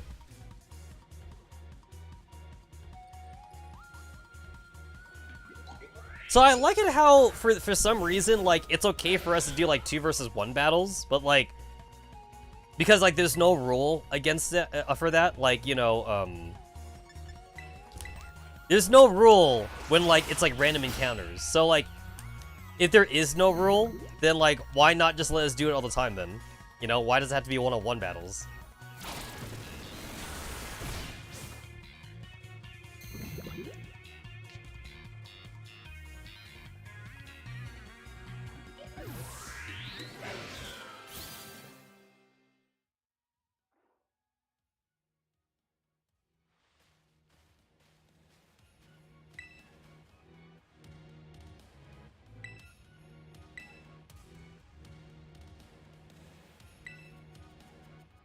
It's kind of weird that, like, after this adventure, everyone becomes, like, BFFs, but, like, literally, this is, like, the first time any of them are talking to each other. Like, they were absolutely not friends, and not only that, they didn't even know each other even existed. Like, they barely knew each other at all, you know, like, before, like, this whole, like, adventure thing with Era Zero. And yet, somehow, after this adventure, it's all like, oh, we're BFFs now. We went on one fucking adventure, guys. That doesn't make us BFFs. And also, like, Nimona and Penny only came because of the player character. They did not come for Arvin. We literally could have just told Arvin to go and fuck himself. And, like, what was he gonna do, right? I mean, I know that Professor Tira asked for us, but we could have told him to up his. Because, like, we could have been all like, hey, like, I just want to enjoy my school life. Like, I really don't owe you anything. If you want to have your goddamn, like, Miraidon back or some shit, then, like, fine. Or whatever, you know? You can have it back. I'll go get a fucking Cyclozar, like everybody else does. I don't need this Miraidon. Reciteer would be all like, no, wait, you can't do that. You're the main character. You have to do as I say and, like, you know, like, save the world and shit.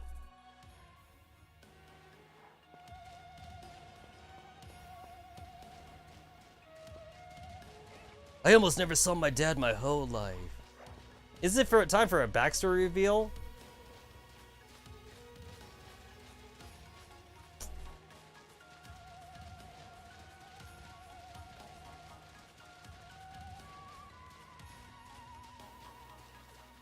Okay, wait. There it is. Okay, I was going the wrong way. Okay, there it is. Okay, I kind of lost a little bit of time, but, like, it doesn't really matter anyway. That doesn't really matter.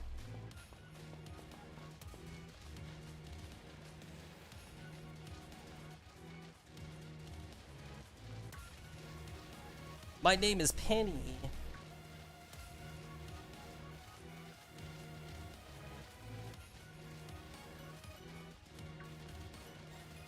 My name's Arvin. I'm sorry that I was mean to you. Like, it's okay. I was mean to you also. I didn't know you had such a bad relationship with your parents. It's funny because, like, Penny makes it seem like she also has a bad relationship with her parents too, but, like, actually it's quite the opposite. Penny actually has a great relationship with her parents. It's just that, like, Penny is kind of, like, in her, like, her, like, aggressive, like, insubordinate phase of her, like, her pre-adolescence. So, like, you know, so, like, oh, my parents love me way too much.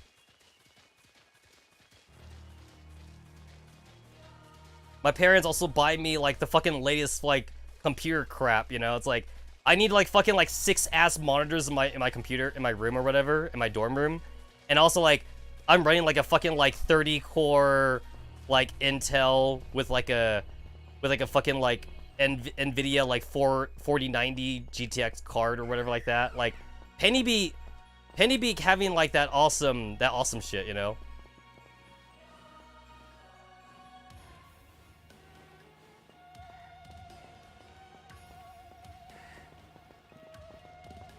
I actually wasn't sure if I was supposed to slide down here, because I wasn't sure if, like, the game would just make me fall or whatever.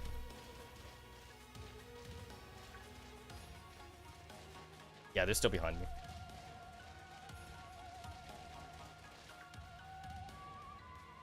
I think this one's supposed to be the Delibird. This is the Delibird fight right here.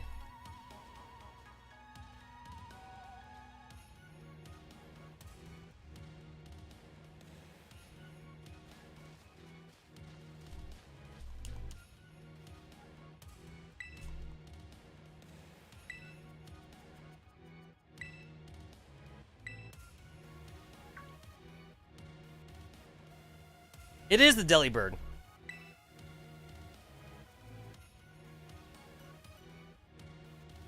It's the Robo Delibird.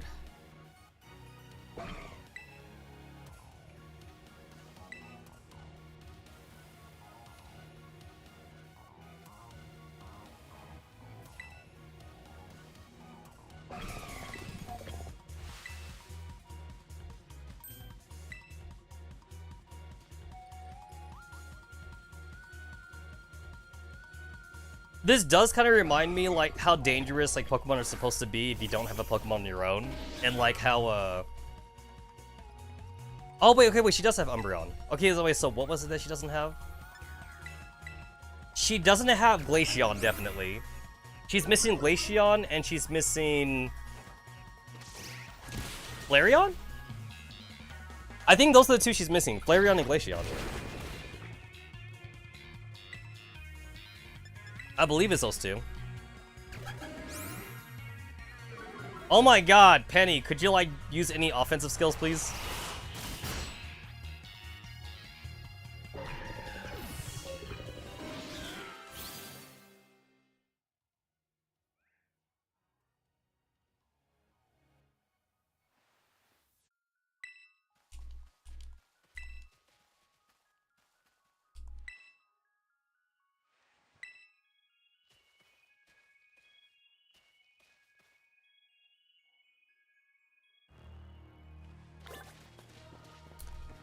I remember like seeing like a pretty good Pokemon theory about like Pokemon that disguise themselves as Pokeballs, like the like Amoonguss, as well as like the Voltorbs and Electrodes and shit. And it's like before Pokeballs like were a thing, like Amoonguss, Electrode, and Voltorb, they basically look like just regular wild animals. Like they look like, I don't know, like a fucking beetle or something, or like they look like, you know, whatever was around them, since it's supposed to be like camouflage Pokemon. And then, like, they camouflage in order to hide from predators. And do you know, like, who the biggest predator of them all is? Humans. Humans are, like, the biggest predators. And humans made Pokeballs. And then, like, once, like, the Pokemon, because Pokemon are intelligent, once the Pokemon saw that, like, the Pokeballs were, like, things that humans kept around, they started to, like, change their body types to be Pokeballs, so that way humans would leave them alone and shit. But then, like, they didn't realize that, like, if they made themselves look like Pokeballs, it would just entice them more to humans, though. But I guess they can't go back to, like, not being Pokeballs now for some reason.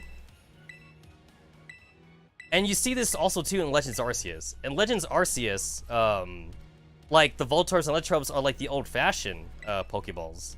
Which means that, like, it didn't take them that long to change their body types, because, like, the old-fashioned Pokeballs didn't exist for that long.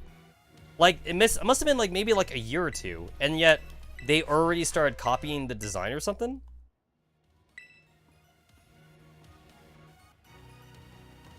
And then, like, for the Amoonguss, they start to view the Pokeballs as an animal of themselves. So, the Amoonguss are like, oh, like, these circular, things, like, they must be predators or some shit. So, like, if we make ourselves look like them, then they won't attack us, or whatever.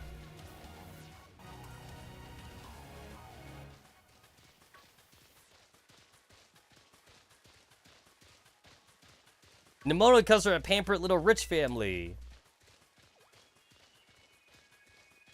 Ah, there it is. So, oh yeah, Nemona has a sister who's overseas.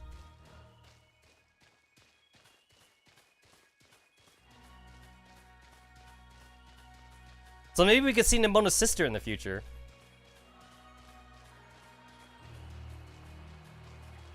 Oh yeah, so like, so Penny has a very overprotective father. Yeah, that's what it is.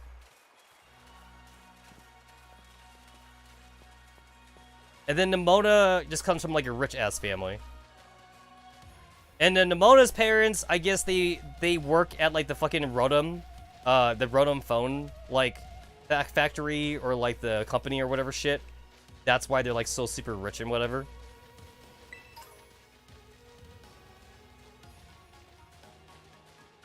And then somehow, like, Nemona became a tomboy.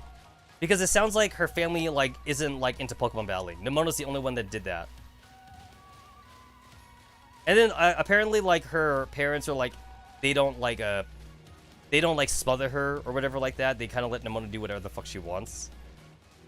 And then she always has the money, just in case she needs it. Yeah, Nemona never has to worry about money.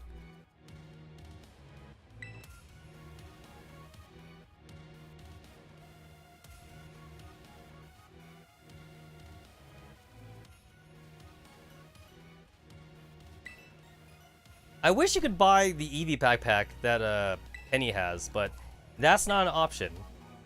Technically, like, none of the characters' backpacks are an option to buy. Like, you can't buy an Arven backpack and you can't buy a Nemona backpack or whatever. Your backpacks are different.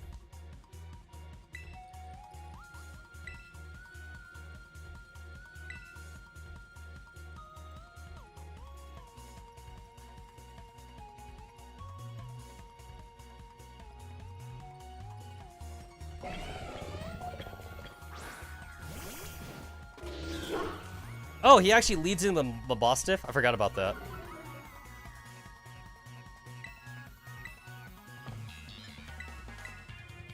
I can't remember if this guy's super heavy or not. Oh, I guess he is heavy. He's heavy enough for me.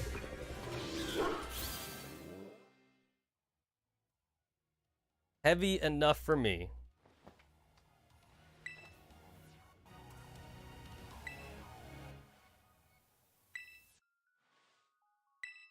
So, like, this definitely shows what I was talking about before, because Nemona was all like, oh, wow, Arven, you fought that thing before? It looks super strong. Like, basically, again, like, If Arvin just simply had skipped the Urban Mystico shit with Nemona and just said that, like, he was gonna fight Titan Pokemon, Nemona would have been all over that. Nemona couldn't give two shits about the Urban Mystica. All you gotta do is mention the strong Pokemon.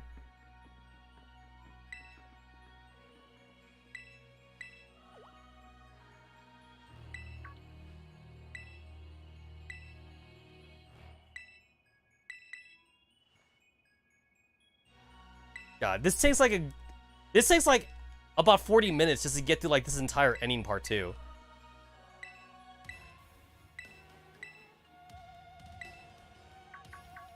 So much cutscenes.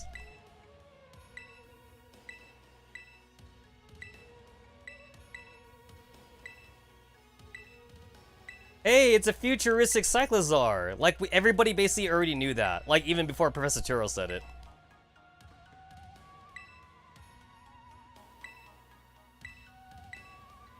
I like how Arvin's all like, family, that sounds nice. Only to find out that, like, the real Professor Turo is actually dead and whatever. And, like, not just Professor Turo, both professors are dead. If you play Scarlet, then the other professor's dead too. So yeah, he's basically still alone. He has nobody, because his deadbeat mom or deadbeat dad don't exist in the other game. Like, Professor Turo is gone in Pokemon Scarlet. When I say gone, I don't mean dead. I just mean, like, deadbeat parent gone. They never really explained, like, why the parents got divorced in either game. So, like, I'm just going to assume it's just because they were so different, and, like, Arvin must be, like, he must be, like, you know, like, some kind of, like, one-night stand baby or something. You know, like, that's the only reason, like, Arvin was even born. Because, again, both professors seem like they're completely different. One professor is about the future, and the other professor is about the past. They seem like they have, like, such different personalities.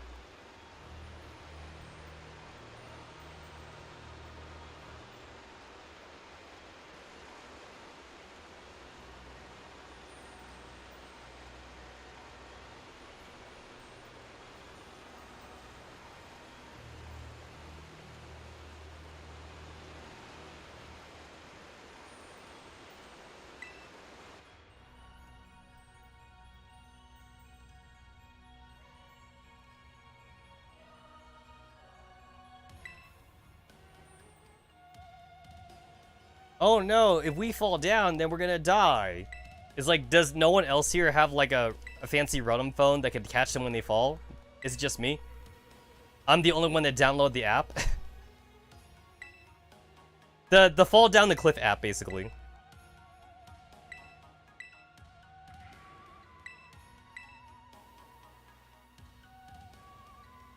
We literally cannot use Miraidon until, like, we get to the very bottom. And even then, it'll be just for a cutscene.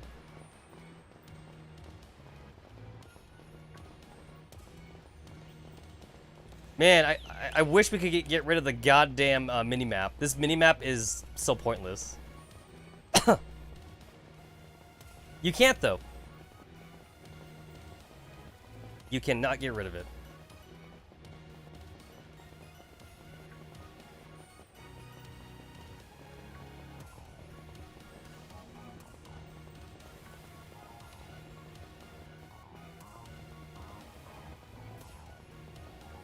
Okay, putting Arvin aside, because Arvin is, like, the only adult here. It's like Penny, Nemona, and the player character. It's like, this is so irresponsible for, like, both, like, Director Clival, as well as, like, Director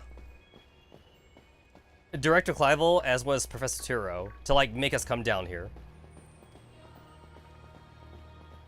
And it's like, Miraidon's not fine anyway, so it's like, we technically don't count Miraidon as a Pokemon that, like, protects us. It's like, we gotta go off, like, the regular Pokemon that we have with us. Like, fucking Nemona's, like, goddamn Pikachu or whatever. And there's a lot of Diglets here. There's a lot of Dugtriels here, man. Say goodbye to, Nemona's Pikachu.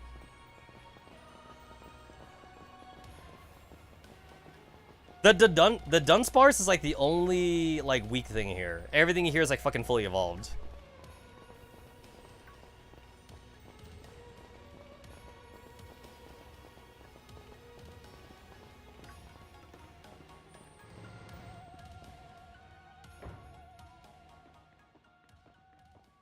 Yo, look at this lab. It looks like shit compared to the other labs.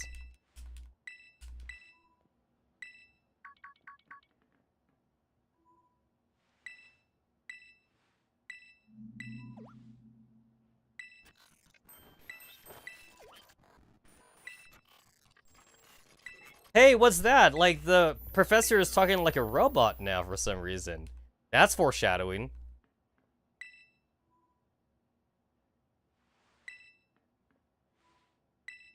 I'm pretty sure Arvin was about to say, like, almost like a robot, but then he said never mind.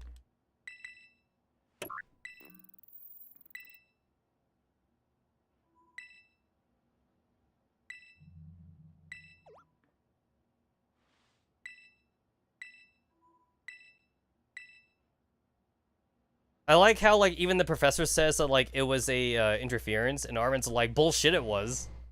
Like, Arvin basically already suspects that it's like a robot or some shit. Or maybe not a robot, maybe, like, not that specific, but, like, he's pretty sure it was a signal interference.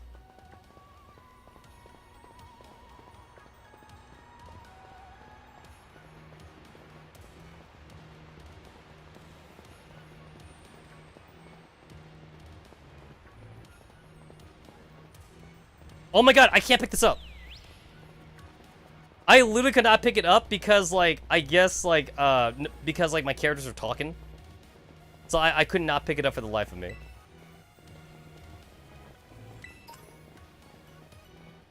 And everything here is kind of aggressive. So, like, they do want to fight me if they see me.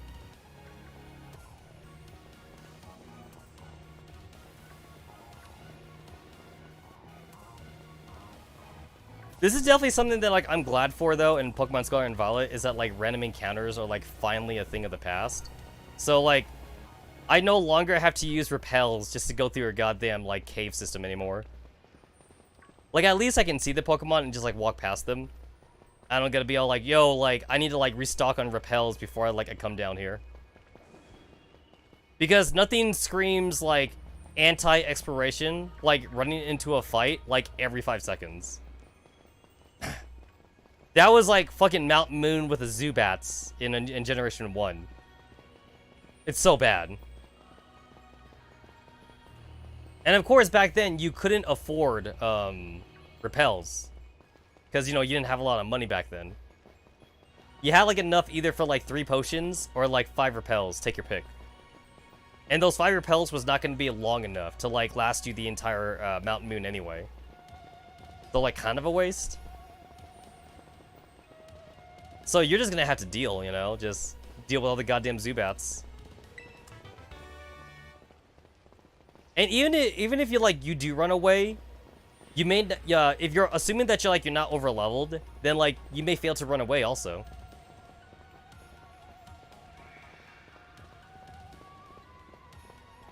Fucking finally.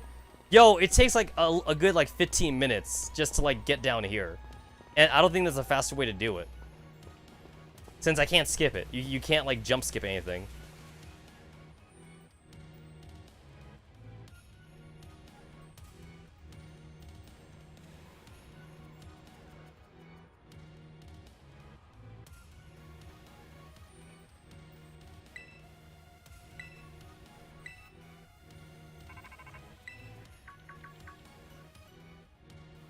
Yo, we got some really good reception, man. Because, like, I would assume that these crystals must cause some, like, phone interference.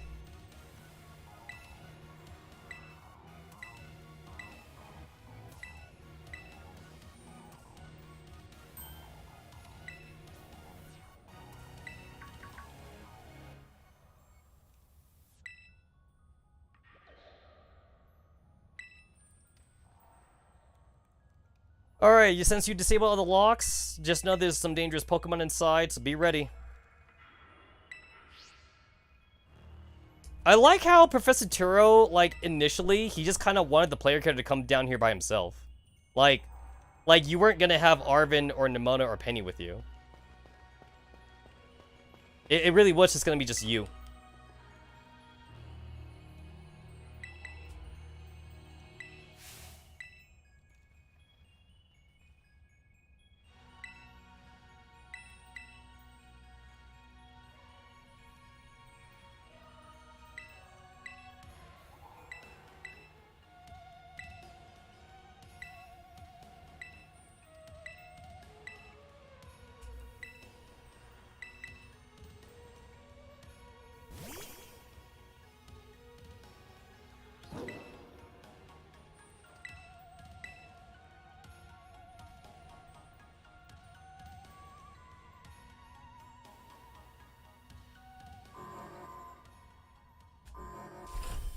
So it's a bunch of like Robo-Dawn fans. We also got like that giant like Kung Fu Pokemon, the Hawaiian Pokemon. I want to call it the Hawaiian Pokemon because it came out in Sun and Moon, I think. No, it came out in X and Y actually.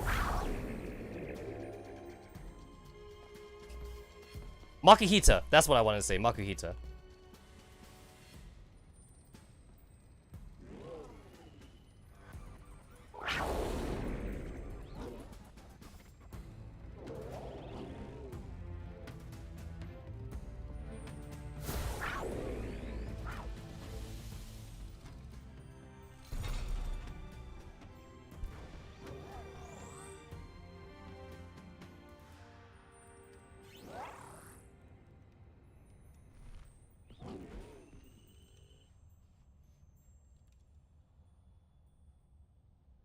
Alright, so long story short, Kyogre or Miraidon, they got their ass kicked by the other Kyogre and Miraidon.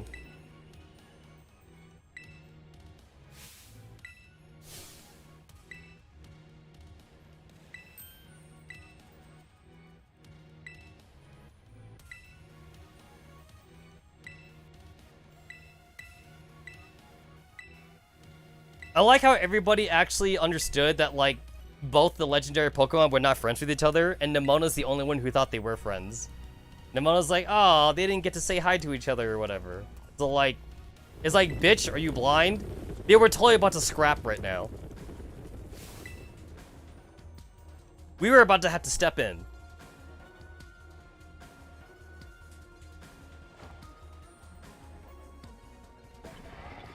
So remember, we were supposed to be by ourselves, actually.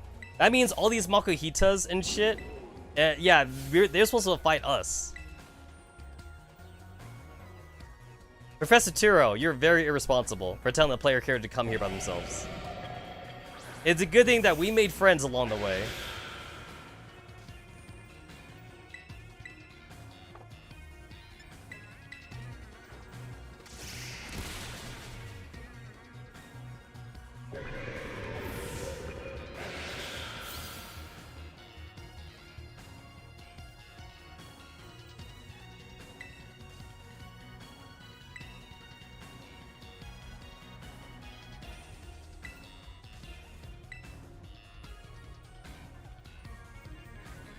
As much as I like Penny's like freaking all Eevee team, I will have to admit, most of the Eevees play more of a support role. Like, most of the Eevees are not offensive, unfortunately.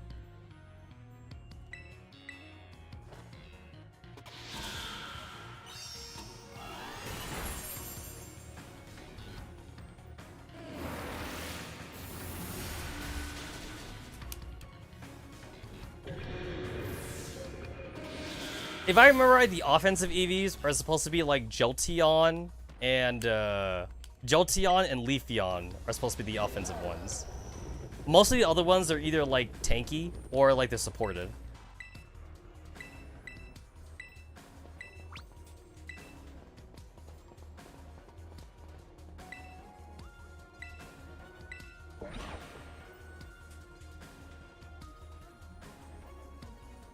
I love the Pokedex entry for this thing, because, like, the Pokedex entry for this thing, it implies that, like, it's a mystery, like, why it even exists.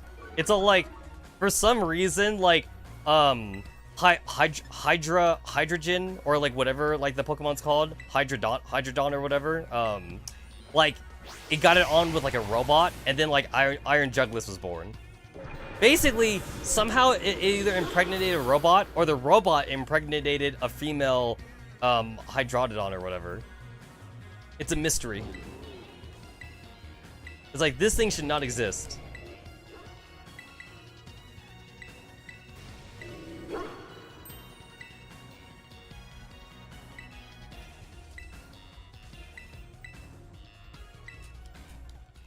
Yo, Arven gives like the worst pep talks ever. Arven's all like, Miraidon, you ruined my childhood.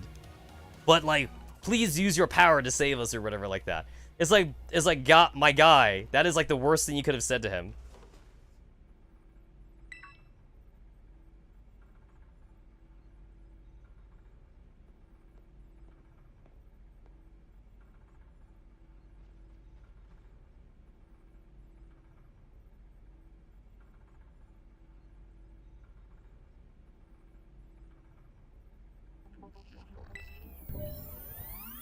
Deactivating sleep mode. Yo, what's with the old-ass computers down here, man? That's some, like, Commodore shit right there.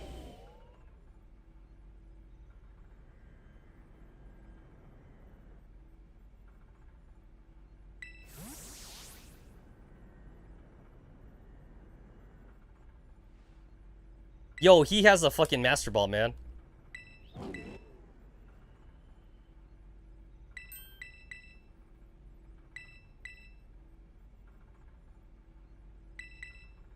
I like how you could see like how stiff and like robotic he is. So like it kind of signifies like how much of a robot, because like the other characters, like they actually have like a breathing animation and they actually kind of like waver and move around a bit even if they're standing still. But for Professor Taro though, he's actually like completely still because he's a robot and like he doesn't need to breathe or whatever. It makes sense.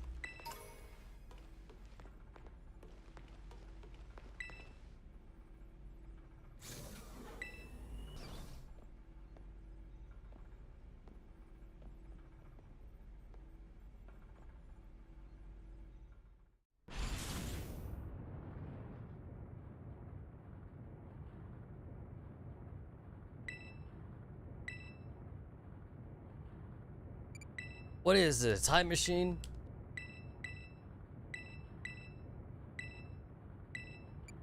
What happened to the real professor? He died.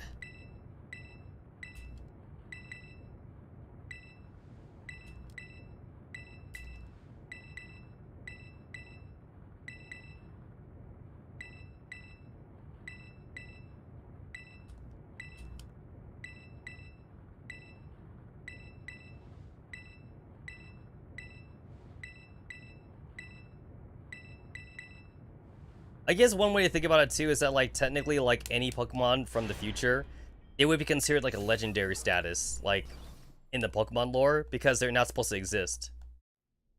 That's like thousands of years of evolution, where for some reason everything became a goddamn robot. Which doesn't actually make much sense to me, honestly. Like is that like gonna be the real evolution for animals? They just become like robotic and shit? They get like metal skin and they get like electric like LED eyes or whatever. That don't make any biological sense.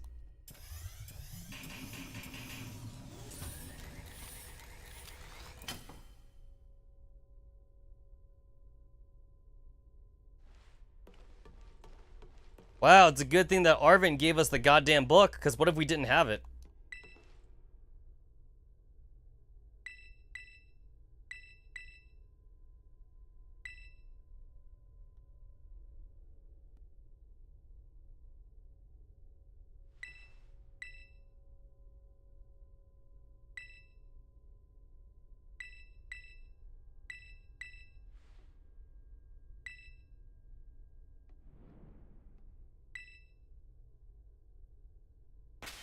Alright, we're gonna have to fight. Okay, I know he starts off with, like, the volcano thing first, so...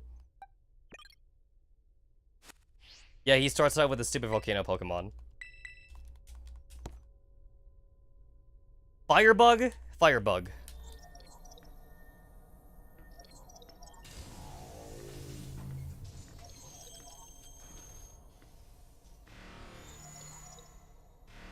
Access denied.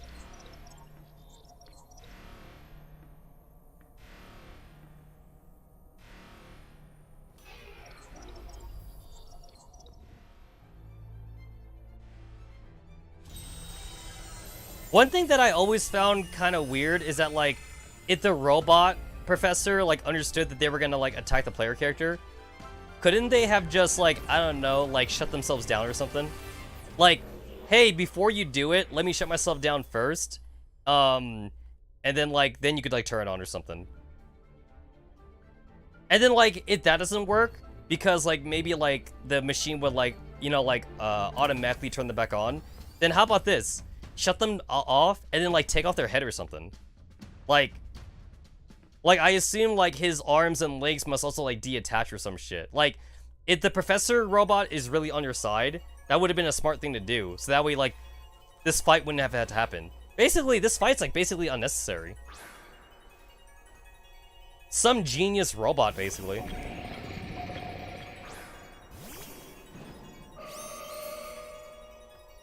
I actually forgot that it's not fire bug because it's a fucking robot thing.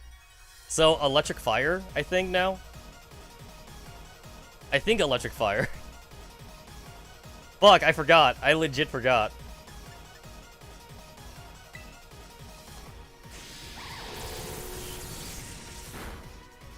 Okay, not electric. This thing's part poison? That's bad against my starter as well, so like it wouldn't have mattered. I can't believe I got fucking poison. Well, actually I can believe it. It's poison sludge. I can believe it. Oh, it's steel. Alright, so it's steel fire. And the synchronized didn't work though. The synchronized did not work because like it's steel. Got it.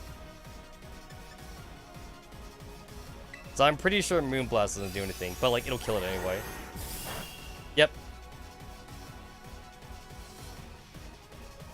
I mean, like, this thing would definitely have one-shotted Mascouter, I believe. So, yeah.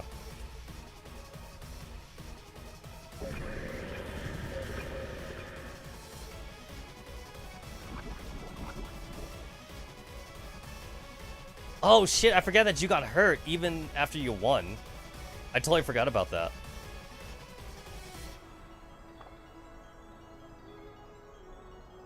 This one should be electric fighting, I believe. Because Iron Hands is actually really good for Pokemon raids. Yeah. Oh, you stalling piece of bitch. You stalling asshole.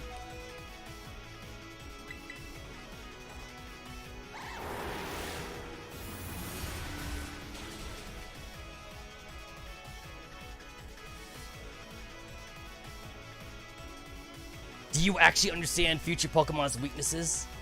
It's like, hell yeah, I do. I do, actually. I mean, to be fair, you couldn't catch, like, the Pokemon even before you get here, so, like, you could figure out what their weaknesses were. Iron Jugulus. Okay, well, you're gonna die anyway, so...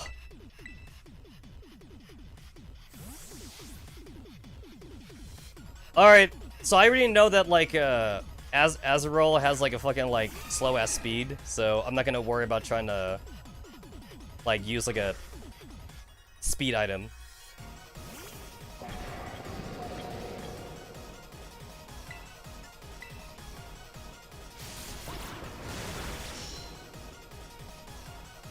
You're kidding me. Oh, you're kidding me. Do I? Okay, do I have one? Yeah, I do. Okay, even though I said I wasn't gonna worry about it, I'm worrying about it now.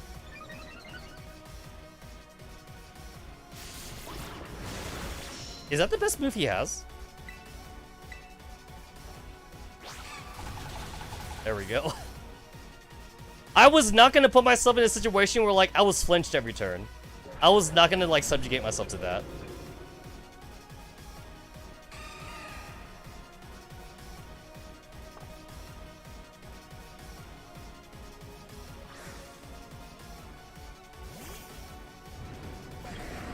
Okay, this thing looks like it's a dragon. It should be electric. This thing should be like electric rock or something. It should be. I believe it's not a dragon.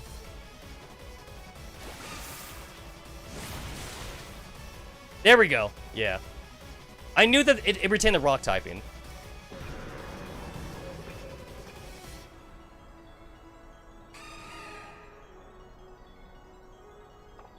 Iron Bundle should be Delibird? Yeah, it's Delibird. So so the metal Delibird's actually usable because like regular Delibird is shit, but like Iron Bundle was actually usable like at the start of like PvP, at least until people like found the weakness of him, and then everyone had a counter for it.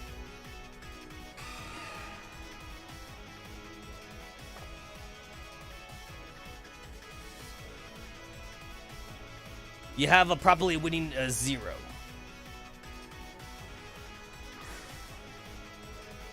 You know what? This music goes pretty hard, but I still think the Penny music is the best, though.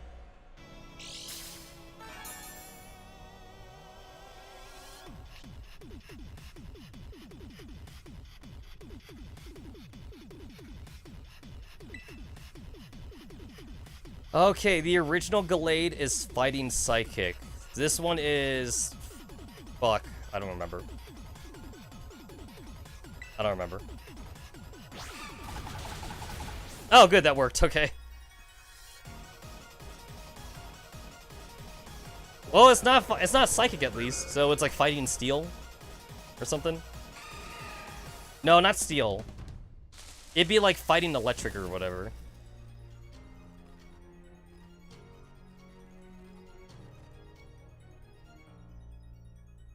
Alright, so technically I beat the last boss of the game because the next fight is scripted. So technically I'm finished.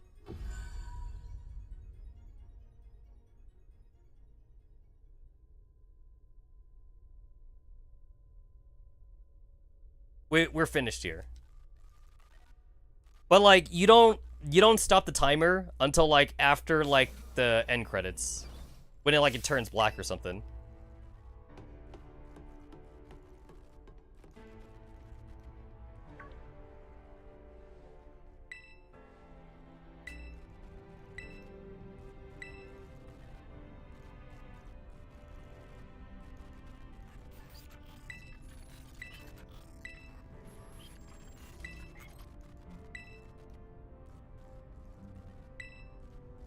So proud of you, my son.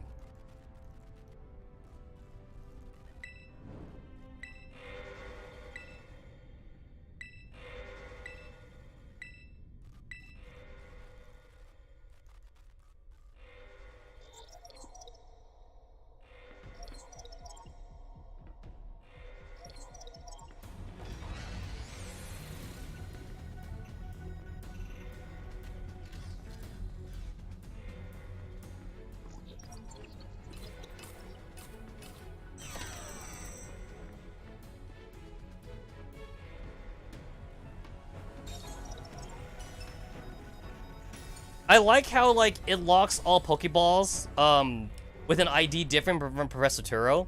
And like I feel like they're gonna bring this up in the anime because like someone's gonna have their Pokemon like out of their Pokeball and it's gonna be all like, oh, like it didn't affect them because their Pokemon's always out or some shit like that. It's definitely gonna come up in the anime once we get to this part of the anime.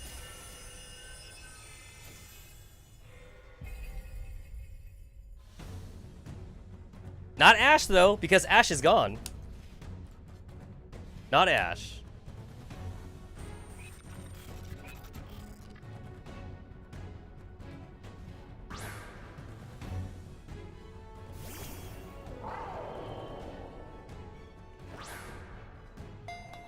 Oh no, it's locked.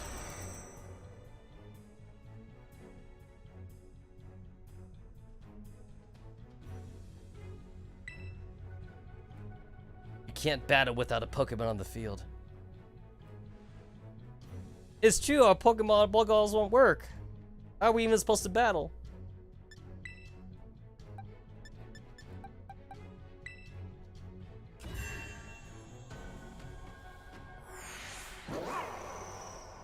Now, to be fair, if you didn't realize you were supposed to bring up Miraidon, like, if you kept on doing the battle thing, you would get, like, dialogue from, like, Nimona, Arven, and Penny.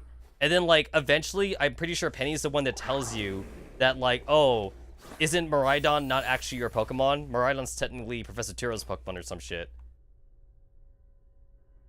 If you keep on doing the battle part. So the game does give you the hint.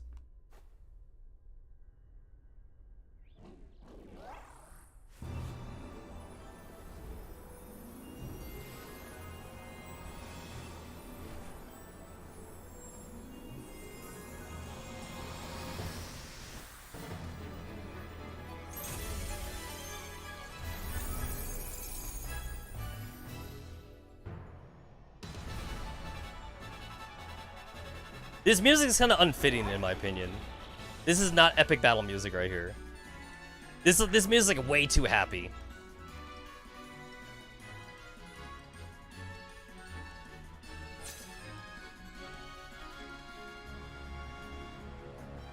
I can't skip these cutscenes.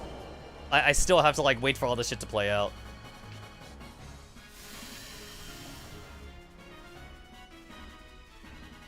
Alright, so if I remember right, we're supposed to wait for, like, the terrestrialization thing, because, like, our terrestrialization is dragon, and his is electric, or some shit. So... yeah, the idea is that we're supposed to wait for Terra Blast. That's what we're supposed to do. Wait for Terra Blast.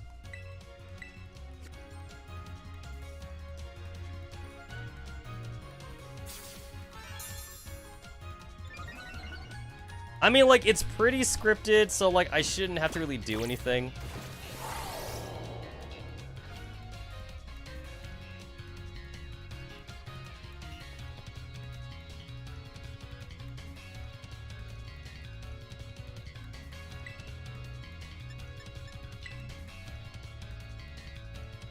You will fall here.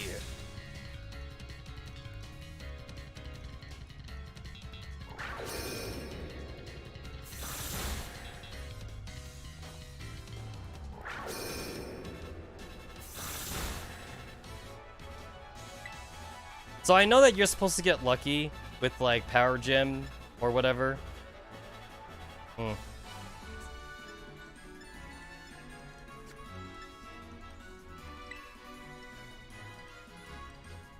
You would not be allowed to destroy my paradise.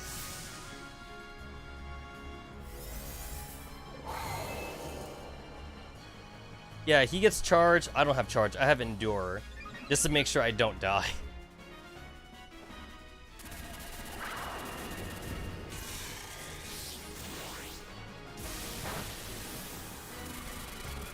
It kind of doesn't really matter, like, what move I do. I'm just waiting for terrestrialization. That's all I'm waiting for. It doesn't really matter what I do.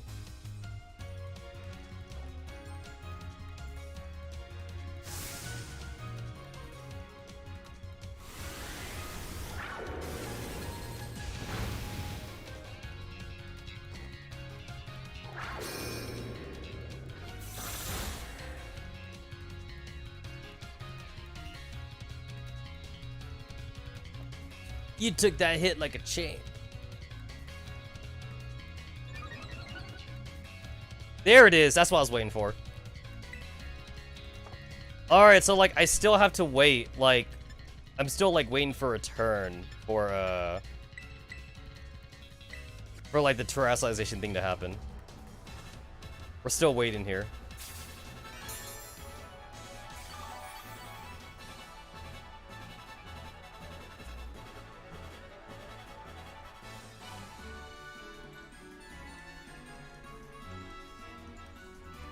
You're supposed to be actually able to win this without having to use items and shit. But, like, sometimes the enemy gets really lucky with the crit or whatever.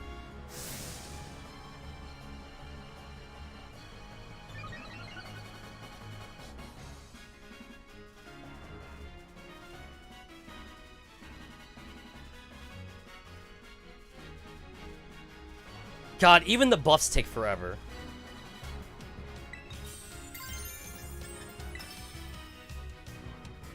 Alright, this should one-shot the other Miraidon. This should not be a second turn after this.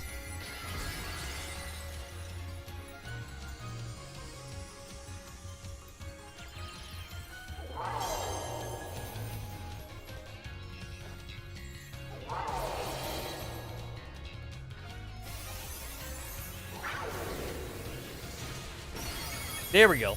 Yep. And with that, I've basically beaten the game. And somehow this is actually worse than my previous speedrun that was legit. Because my speedrun legit run was 8 hours and 9 minutes. So this actually took longer. But like, I did kind of fuck around a bit trying to find a goddamn USB cable.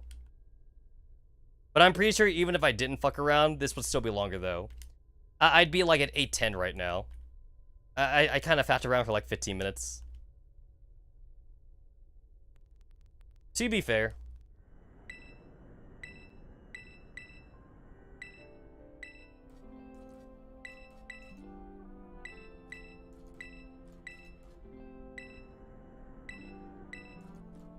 And then people were really sad about this because, like, Arvin, like, finally got to get, like, his parent back, even if it's a robot version of his parent. And, like, he kind of wanted them to get to know each other, but then, like, you know, he left anyway. Deadbeat parent is deadbeat parent, even in robot form.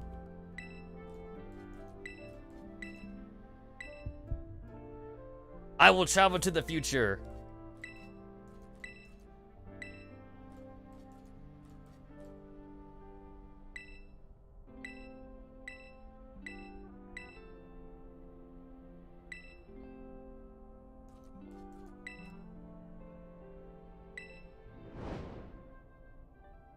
I wonder if they're gonna do the final episode of Pokemon Scarlet and Violet anime the same way as this.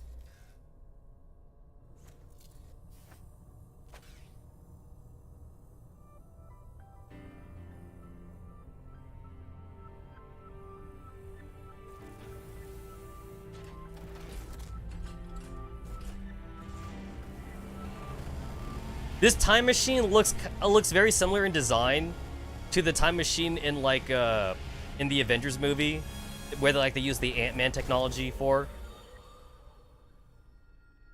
It's like the same kind of design, like that's circular. It's got that circular design to it.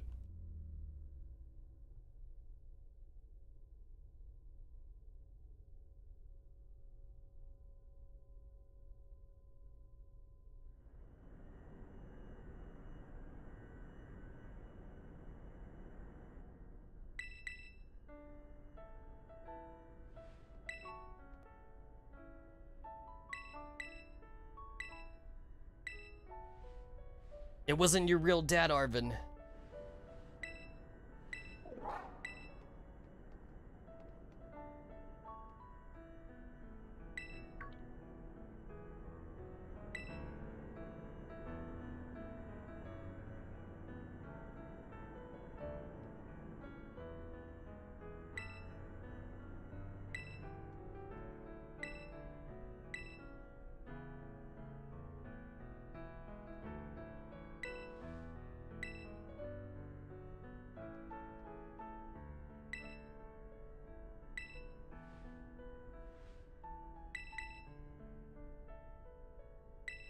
Let's go home. I remember seeing some funny webcomics about how, like, the Area Zero is supposed to be, like, super restricted. And yet, when you're in Area Zero, you could actually still call for, like, the taxi to pick you up. And, like, you could fly to other locations. That's some dedicated taxi service they got in Paldea region. Because I'm pretty sure the taxi service in Galar region, it's not that dedicated. Like, there's some areas that you can't use it in.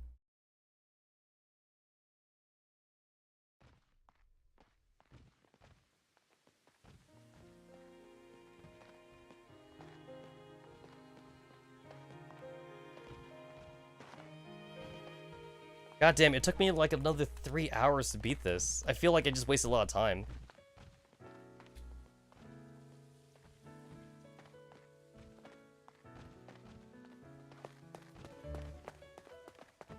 Hey, look at even Penny the introvert wants to go on more adventures.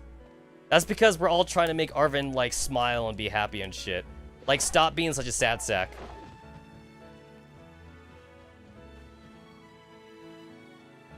If the introvert says that you gotta, like, stop moping about, then you gotta stop moping about.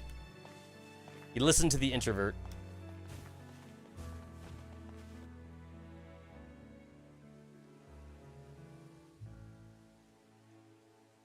And I think I can stop the timer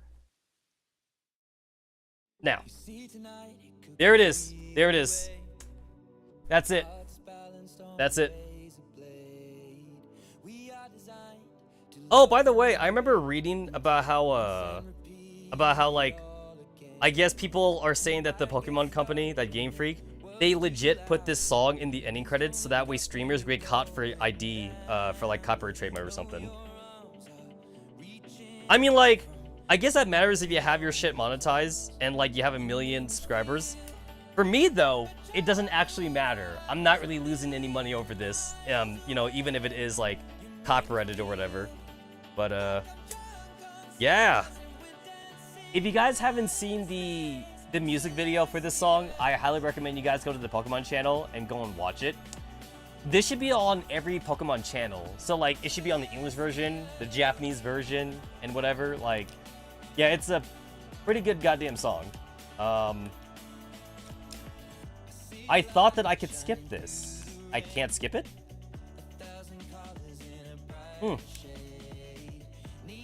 I actually thought I could skip this, but I can't for some reason. That's odd.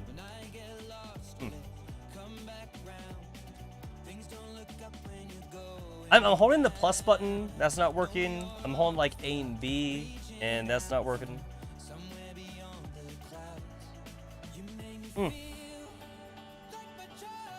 Oh well.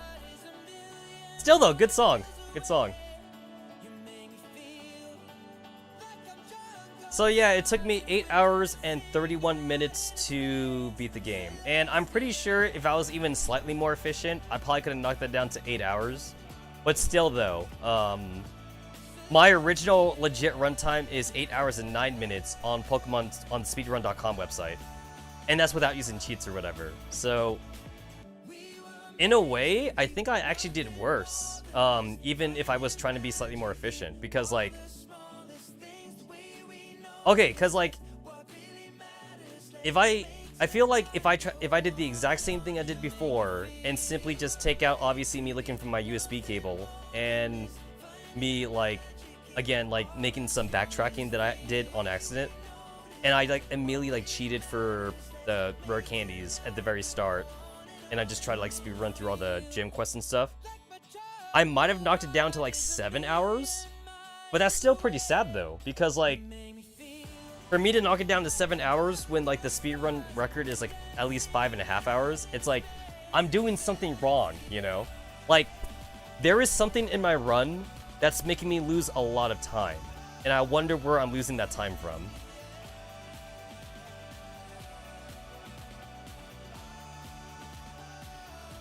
Because I know the basis of Pokemon speedrunning. Like, I know where the rare candies are because I had the rare candy map. And I know like where to find the good TMs. That's why I was trying to find the Thunderbolt TM for so long. Because there are some TMs that you pick up and you use right away, like the Acrobats TM if you use Max Curata, the Thunderbolt TM if you're using, I think, Skirladage or whatever. I'm pretty sure you also use the Thunderbolt TM if you decide you want to go and grab like one of the high level mons out there, like either like the high level Sylveon or the high level Garchomp or Lucario or whatever, just to have like a second Pokemon to go and fight the league with. Because like that's like the only spot that you actually really need it for the Pokemon Elite Four. Because like you don't really need extra Pokemon for like the Starfall thing or for the Titan thing. You should be able to do with just like your one singular Pokemon, but you definitely need at least like 3 Pokemon actually to do the Starfall Ray thing. But you would just catch random Pokemon though. You don't need like another strong Pokemon. And you're not gonna go around making TMs, so like the reward you get for doing the Starfall thing is not really much of a reward. So the only rewards you get is like when you fight the Elite Four, or when you do the gym leader challenge, you get like higher chances to capture Pokemon, which kind of helps you a little bit, and you also get access to like more items in the shop. And then like when you do the Arvin quest, obviously you get like more Miraidon or Koraidon, HMs. So obviously that's important. But the penny line doesn't really save you from anything. Alright, so technically I'm in postgame now.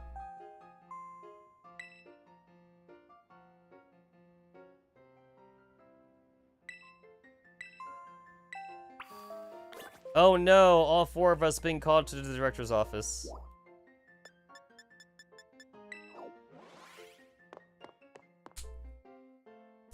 Oh no. This is where like we get busted for going to Area 0.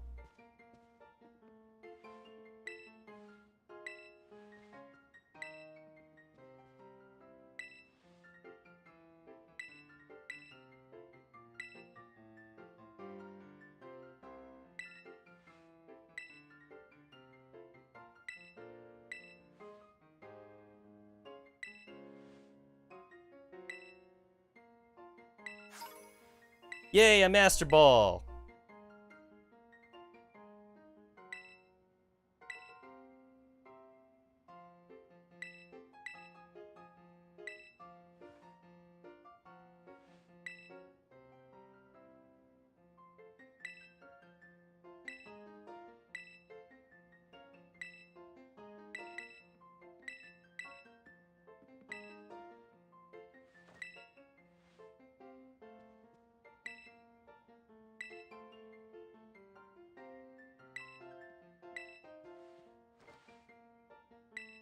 We have a new champion!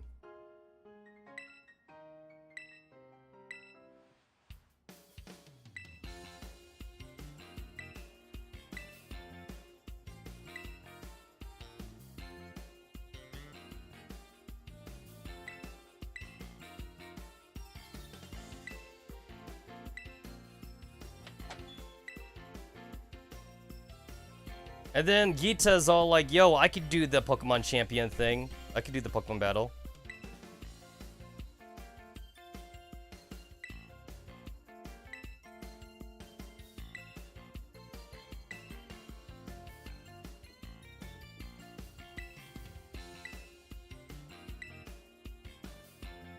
The students and staff shall compete for the title of strongest trainer at the academy. We get to battle the teachers too?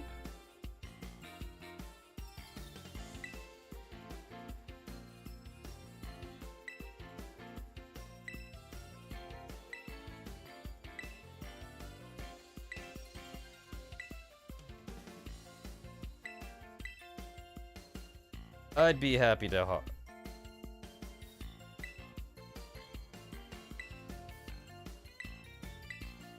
Oh yeah, I forgot this part of the post game. So like you gotta like go and like beat like all the gym leaders again, except now like they have like end game teams. So they have like level 60 teams and shit.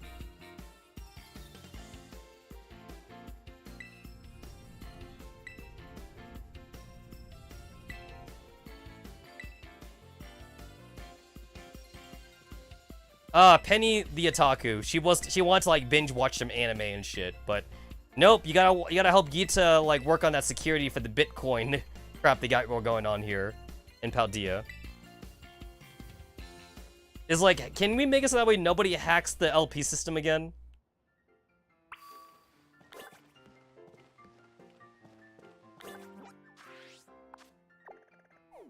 Yeah, so now the game is telling me that like I gotta go and like fight all the gym leaders again and shit. And then like that's basically the end of the post game content as far as like story is concerned. And then the only thing left to do after that point would be to like, you know, go find all the mysterious stakes around the whole Paldea region so you can get the legendary Pokemon. And to be fair, they are kind of everywhere, and the game doesn't have like a radar system actually. So like other than like going to like very high mountain and just trying to look around, which doesn't really help you that much because like the game has like very poor like distance rendering. Honestly, you might as well use a guide or some shit, because I can't imagine how long it would take you to figure that shit out on your own if you were like some random like 9-year-old who like isn't gonna use the internet to like look up shit and whatever. I would assume it would take you forever. Oh, I'm inside.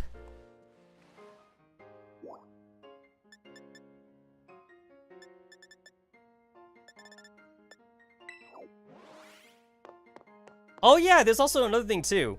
So like other than like doing this thing, the one other last thing you could do in post game also is like get some character development for like Arvin, Penny, and Nimona.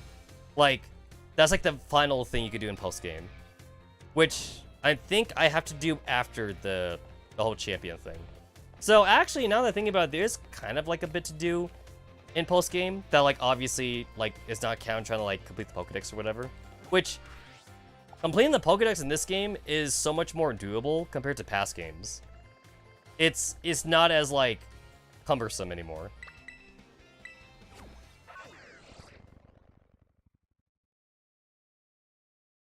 Even though like I probably could shave off like 15 minutes off my time because I was looking for a USB-C wire, like it's still kind of bullshit because even if I shave off 15 minutes, that's still 8 hours and 15 minutes to beat the game.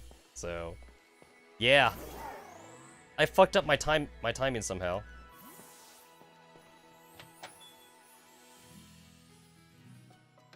I did feel like I went over like as much of the cutscenes as possible. Like I spammed the A button. So yeah, I just don't know like where it went wrong, honestly.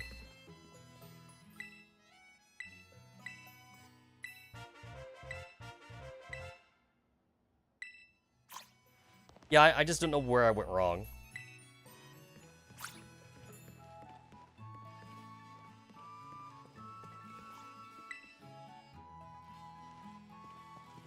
I kind of wish like a Pokemon game in the future would like actually like make the main character's bedroom into like an actual thing you can mess with.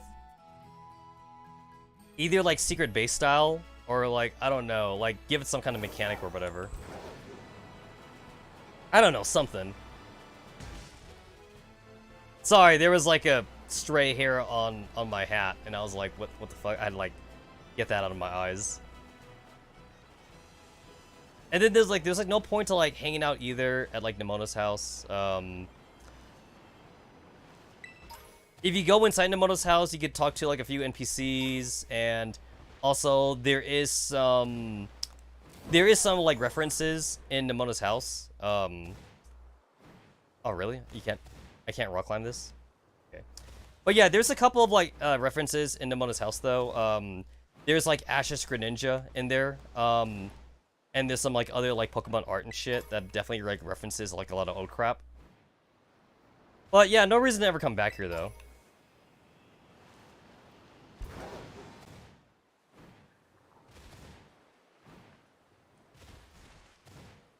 There's some extra shit over on these islands, but you obviously can't get them until you have access to swim with your legendary.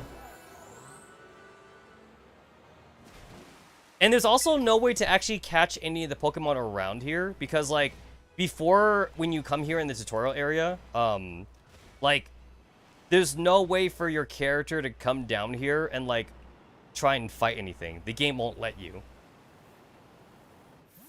So like if I do this, it's like if I'm on my feet, like look, like there's like nothing I can do.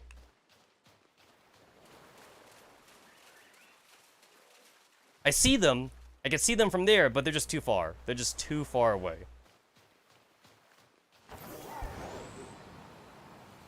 Yeah, I just there's nothing to catch here. So you can't cheese it. There's nothing to cheese around here. As far as like trying to catch Pokemon is concerned. But once you get access to Lost Platos, though, this entire area over here, there's about like 6 rare candies on this side, and there's a lot of Pokemon you can catch here. And then, like, of course, there's this whole area here too, before you get to like the Mesagoza area where you fight Nemona the first time, and you could definitely like mess with that a lot. I know that like I know that like the first time like I fought Nemona when I was doing my when I was like doing like my actual very first playthrough, I was literally like level like 25 by the time I got to Nemona or something, which was like definitely overkill. But like to be fair, I spent like 3 hours on stream just like in that beginner area just catching Pokemon and shit. So like that was pretty fun to be fair.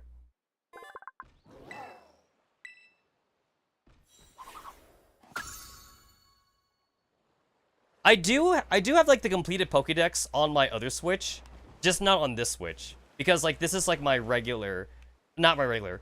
This is like my soft modded Switch. But like on my other Switch, that's like the legal Switch I could go online with. That one is actually completed.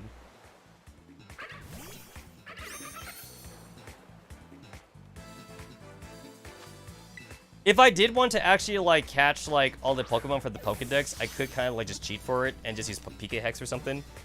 There should be a setting in PK Hex where you could just tick like the complete Pokédex option or something. That should be a thing I can do. So I really don't have to go and catch all the Pokemon again.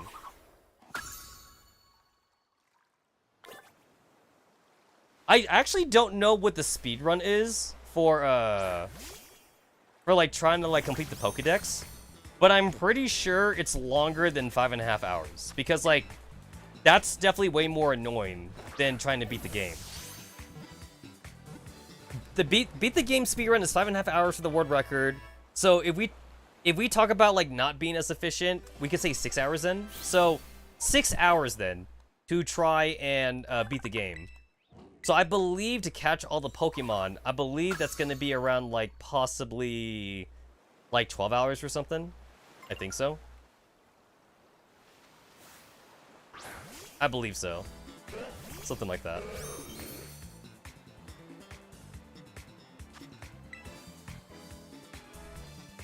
I mentioned this the first time I played this game, but like it definitely felt like a downgrade that like when you threw Pokeballs at Pokemon, that you had to fight them no matter what. Even if I'm just gonna use a quick ball anyway. Like, it felt like such a downgraded system compared to like Legends Arceus, where you could just sneak up on a Pokemon and just straight just throw a Pokeball at them, and they would just get caught or something. Like, it was so much faster to catch a Pokemon in that game. And I would rather like use that kind of catching style rather than like what this is. When you throw your Pokeball in this game, you're always throwing out your Pokemon. There's no option to just throw out like an empty Pokeball and just immediately catch him. Unfortunately, that's just not an option. And I wish it was. I wish it was. That would have been nice.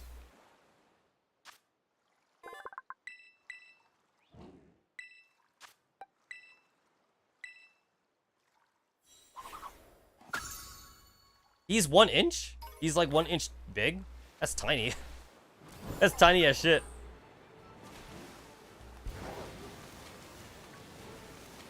Now that I've beaten the game, I should have access to like also like 7-star raids if I get lucky or whatever. So in order to get 7-star raids, I basically just need to like kind of like look at all the raid dens, and if I see one that's like super shiny, I should be able to do it. Oh no, wait, not yet. You actually need to complete the post game to unlock that. Yeah, no, that I don't have access to that yet. So yeah, no 7-star raids. No, that's not a thing for me. I gotta... Yep. Which means you gotta like do the goddamn like... Gotta go to every gym leader, gotta go and refight them again, and then you gotta go to the freaking tournament, and then you had to fight like 3 of the teachers, and then you gotta fight like Gita again, and Gita's like not any better basically. Yeah, unfortunately like, Gita's still shit. I've never been to that Pokemon Center. Yeah, Gita's still crap, even in the second time you fight her. That's the entrance right there for like the next legendary, but I gotta find all the Pokemon stakes though. Now to be fair, like the Pokemon stakes actually are next to the gate though. Like they should be spread out around the gate, so like they're not that far away. But as a new player though, you don't know that, to be fair. You don't know where the stakes are. So as far as a new player is concerned, it'll be random, you know? Oh, right. That's also like another thing too you could do in post game.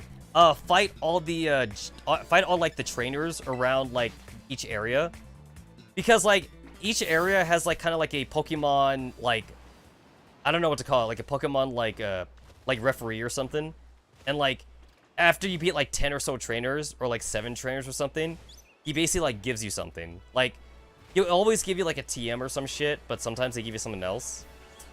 Yeah, that's also something you could do in post game. At first, it's like, oh, beat like 5 trainers around this area. But then, like, eventually, though, some areas are huge. It's like, oh, beat like 13 trainers or some shit. So, like, they really want you to kind of, like, just murder everybody in your path.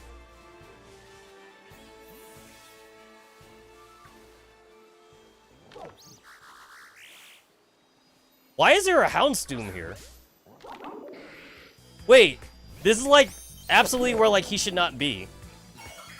He should totally, like, not be here. Why is he here?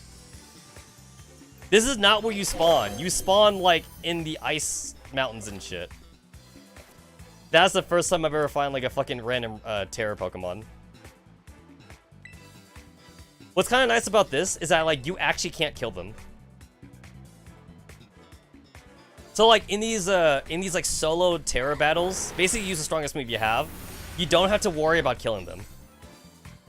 You will always bring them down to, like, red HP. So go ham, basically. Just go ham. It's too bad that quick balls don't work on these guys, though. Since, like, quick balls only work on turn 1, unfortunately.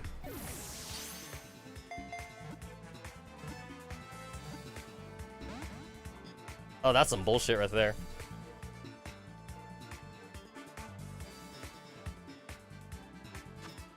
That is some bullshit right there. Remember, you hold down A when you throw the Pokeball. You're kidding me. I don't have any, like, Status Element moves. I literally don't have anything.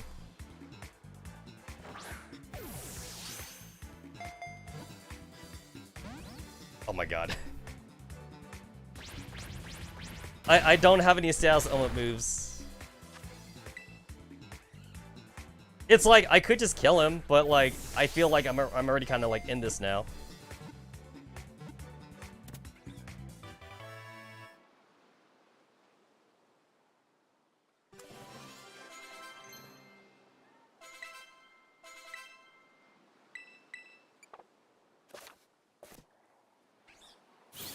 The remembered moves thing, that was introduced in Pokemon Legends Arceus. That was actually not in Pokemon Sword and Shield. That is a Legends Arceus thing. And I remember people were like freaking out.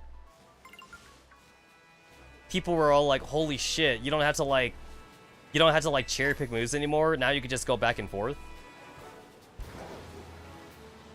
Yeah, people were like mega freaking out about that. I mean, I was freaking out too, though, to be fair. Like, for once, like, having to, like, remember moves wasn't ass, because the old way to do it was that you always needed, like, heart scales. You needed a heart scales, and then you needed to talk to, like, a special NPC, and then that way, that NPC can, like, reteach moves to your Pokemon or some shit.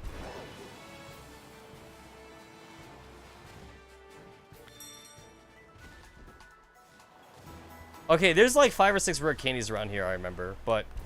obviously, I don't need them anymore. I do not need them anymore.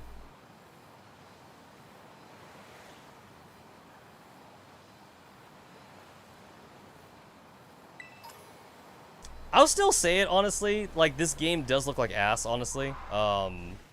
Like, you could make the argument that, like, it's a Nintendo Switch, it's not that powerful, but we've seen better looking games on the Switch that are also like, you know, free roaming and shit, and they look way better than this.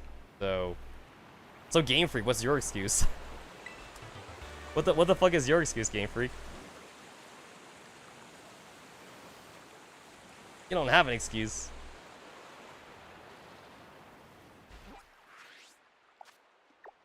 Yo, like... Wait. I can't fly there? Wait, what the... What? Wait, is it because I went on top of the ceiling? Does that not count? Does that actually not count? Oh, there you go. Look at this experience candy. It's a large one, too.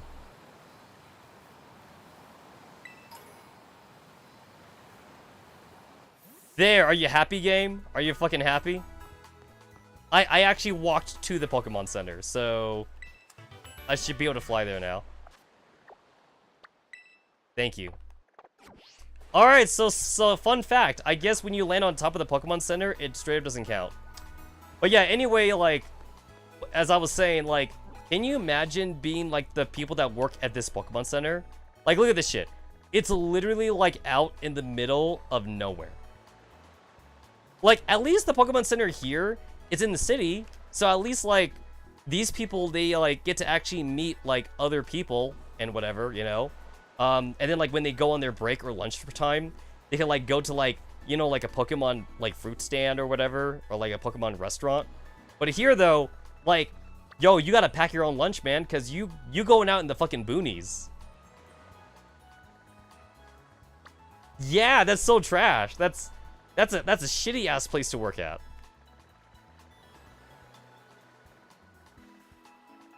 Have I never... What? No.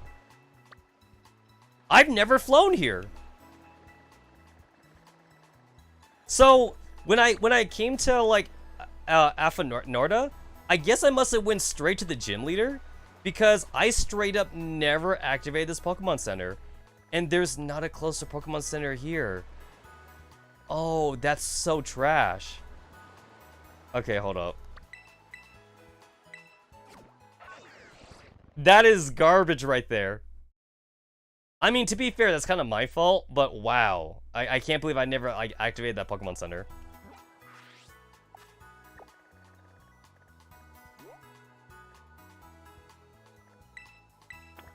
Alright, the only reason why I'm setting that as a destination is because I'm pretty sure that's actually a fly location. Because other than Pokemon Centers, other places that count for fly locations are like either like very high points, like mountain ranges or something, or like very specific like I don't know what to call them, like castle tops or some shit. Like those are also fly locations, and I'm pretty sure there's one right there that I could fly to. So I'm gonna go activate that. And, like, the only reason why I'm doing this is because, like, the only other save file that I have backed up on this Switch is my speedrun save file. Which, to be fair, that speedrun save file, it actually goes to where I pick my starter. So, yeah, not really much of a file to, like, go back to, actually. So this one, I'm actually gonna back up. I am gonna back up this save. God damn it, how high is this?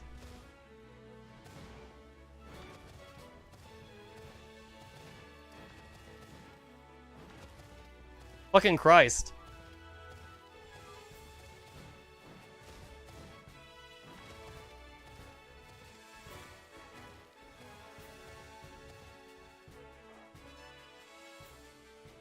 Yo, it's like, if you look at, like, just how tall this thing is, like, there's the city right there, too.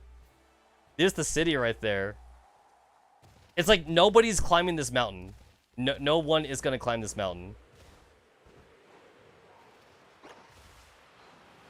Okay, the flamingo that's up here, I could see how he's up here because he flies. How the hell did the Psyducks get up here? How did they get up here? That don't make any sense.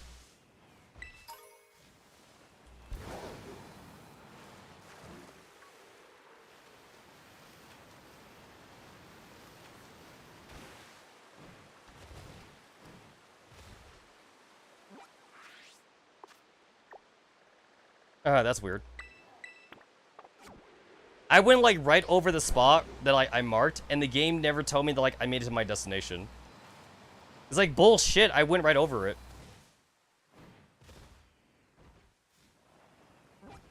When you look at it, like... when you look at it, like, this city and this city are actually pretty close to each other. But there's the mountain in the way, though. So, like, they kind of can't get to each other. Yeah, there's, like, the mountain in the way.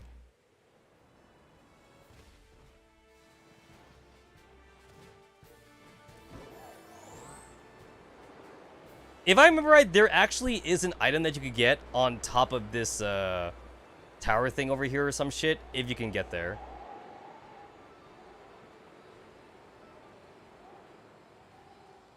I didn't make it. I did not make it. Oh, maybe this is the item I'm thinking about right here. That might be it, actually. It's a small candy, but you know what, though? It's... Oh, I missed.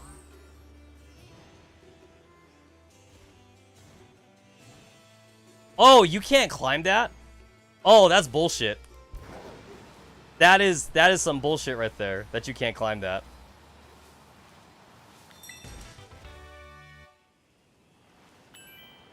Alright, there we go. I made it to the Pokemon Center. I should be able to fly there now. Yep. Alright, I want my TM. I want my TM that I lost. Give it to me.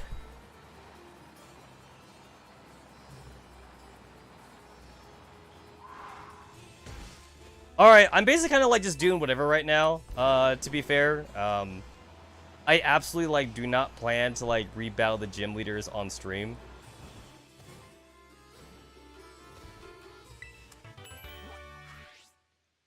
So I guess the only thing that's left now for me to do is to go and, I guess, do the DLC. Because, like, the DLC I could have done a long time ago, but I kind of wanted to, like, actually finish off my speedrun of the game. Well, speedrun, relatively. Hey, look! A flight location. I know that, like, I haven't made it to every Pokemon Center. There's definitely spots that I... There's also, like, a fly zone right here. Yeah, we see this. There's one right there. There should be, like, another Pokemon Center that I haven't gone to yet, I think. I haven't gone to this one.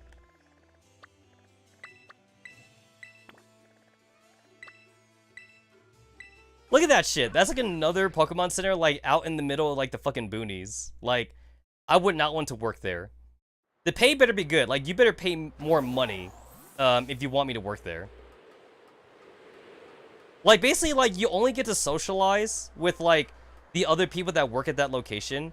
There's no city for you to socialize in, or whatever like that. And yes, for me, that matters. I need to actually, like, talk to people. I don't want to be in an area where, like, you only have, like, 3 other coworkers and shit. I can't do that. I literally cannot do that. I need, like, fucking, like, actual friend coworkers, and I need, like, friendly neighbors to interact with at, like, wherever I work. I can't just, like, go to, like, a business and be like, alright, our business, like, literally consists of, like, 5 people, and, like, to be fair, like, half of the other people, like, they work the day shift, and you're gonna work the night shift. So, you're never gonna meet everybody. Because, like, their schedules are opposite of you or some shit. Like, I would not be able to work there, basically. I would not be able to.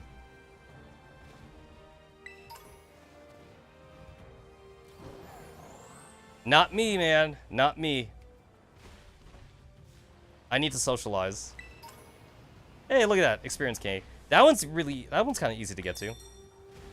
Alright, so even if you don't have rock climb, you should be able to, jump backwards for this one. Shit. Yeah, there we go. I hit the B-button by accident. It definitely looks doable. It definitely looks doable. Oh, that's super doable. Okay, yeah. Yeah, that's definitely doable. Okay, so, like, you jump over there. Hold on. You jump over here, and then you jump over here. I mean, obviously, I'm rock climbing right now, but, like...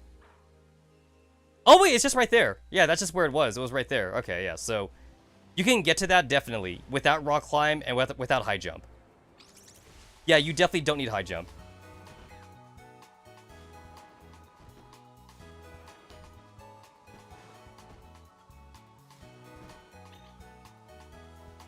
Yeah, I would not want to work here.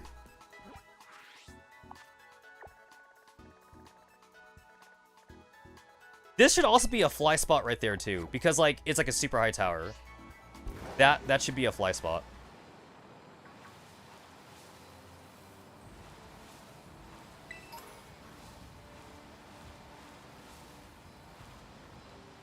There's also like 3 high-level trainers in this area, I remember, around that lake. And I specifically remember that because like they have like level 60 Pokemon or some shit.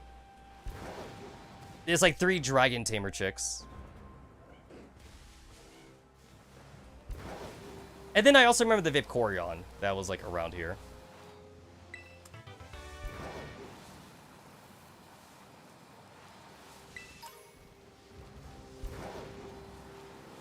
Yeah, this area looks dangerous as shit to hang out in. You should not be sending like any fucking 10-year-olds to hang around in this area.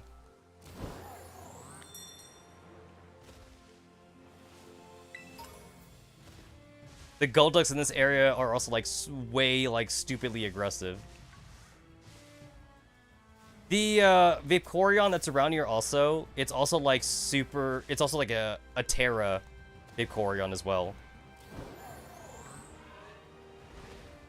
Which means you can't use the Quick Ball. You cannot use the Quick Ball on it. You have to like weaken it first. More experience candy. Butini. I don't see it though, and to be fair, like it doesn't spawn all the time, so if I don't see it, I don't see it.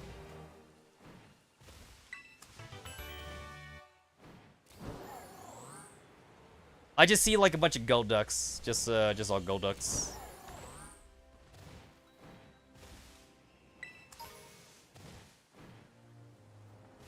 There is a way to force spawn like the tree, not the tree, the table again, like the Pokemon table. You basically just make a picnic. You make a picnic and then you de-equip the picnic or whatever, and you just do that a few times, and then eventually like the Pokemon you want respawn. It's supposed to be mostly actually for like shiny Pokemon hunting, but you can also just use it too, just for like regular Pokemon hunting.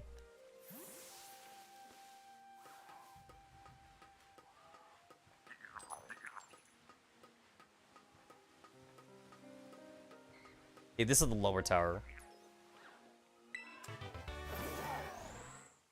Yeah, I want to go to the high tower, because that high tower is supposed to be a fly point. It should be.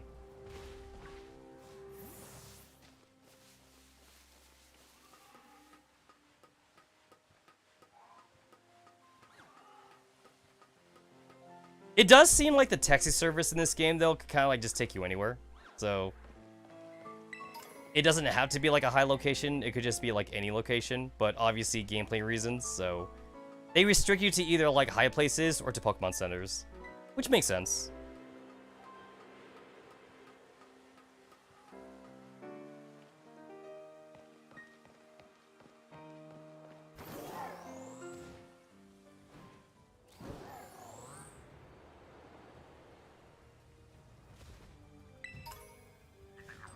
Man, we had like real Pokemon flight in Legends Arceus. Yeah, Legends Arceus gave us Pokemon flight, but not this game.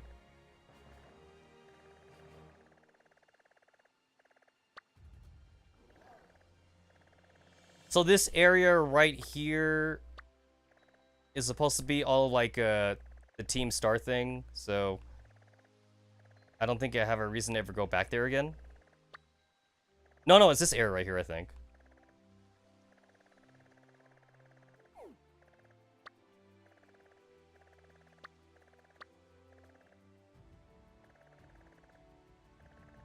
Alright, I think at this point, the only thing I'm missing now is a couple of, like, high plateaus for flying to. But I should have access now to, like... Oh, I missed one. I missed 2. So there's this one I'm missing.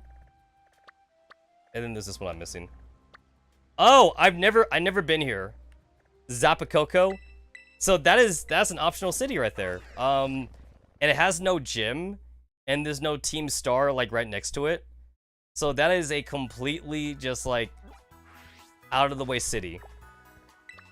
And there is a reason to go here actually, because like there is a guy that like trades you items to evolve Charcadet. So you do want him for that. I don't believe there's a free way to get the Charcadet item. So you have to like get items to trade with. And you gotta get 50. You gotta get like 50 of that item. It's not cheap. Not cheap, I'll tell you that.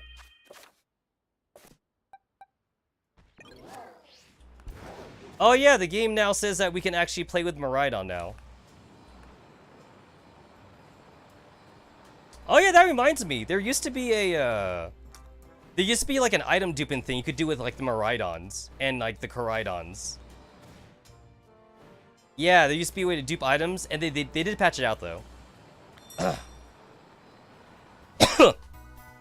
Well, to be fair, they have patched it. They have patched it out. So like when I say have, you cannot start the dupe anymore. But like if you already did dupe items, you could still dupe items in. Yeah, it's kind of weird, but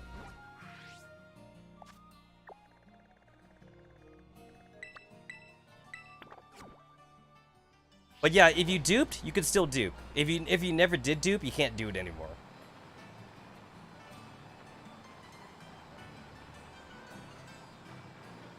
The duping though, it only works for like items that you could use as a hold item.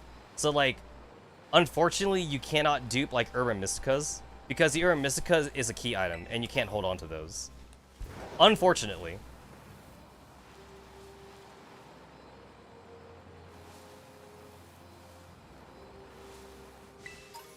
Man, another like out of the way Pokemon Center.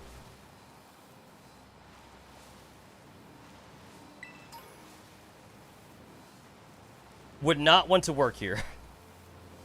The working conditions are terrible.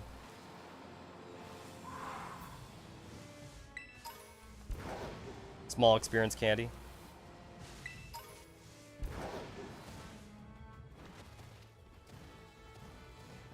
I believe at this point of the game, like if you were to like do this in order, you're not supposed to have rock climb just yet, so you are kind of like meant to like go the long way around. But since I obviously did things out of order, you know, screw that noise.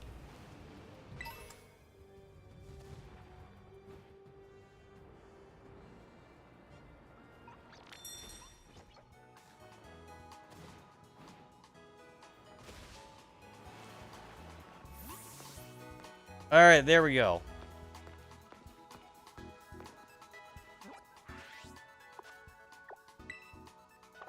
Alright, cool, I can fly here. Then I gotta get to this, so I guess we're doing it from here.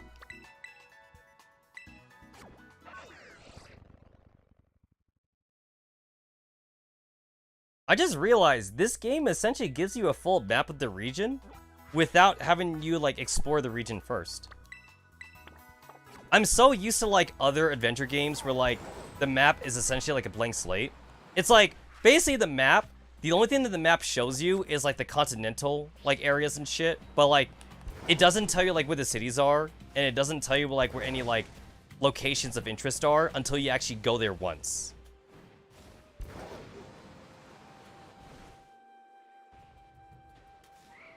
I still really hate how this game, for shinies, the shinies in this game, they don't sparkle like they do in Legends Arceus. So it's actually kind of somewhat hard to find shinies in this game because like when you're running through the Pokemon, if you don't know that it's a shiny, you're just straight up like not going to catch it because you're just gonna walk past it. Basically, you're only gonna shiny hunt if you're shiny hunting in the first place. If you're not shiny hunting and you kind of like just passing through an area, you're just gonna miss it, basically. Yeah, you're just gonna just straight up just miss it.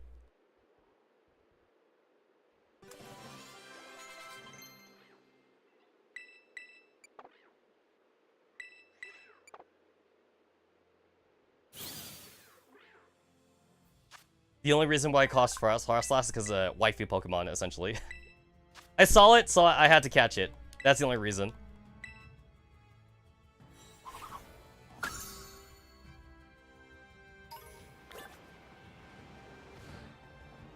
You've been added to the list.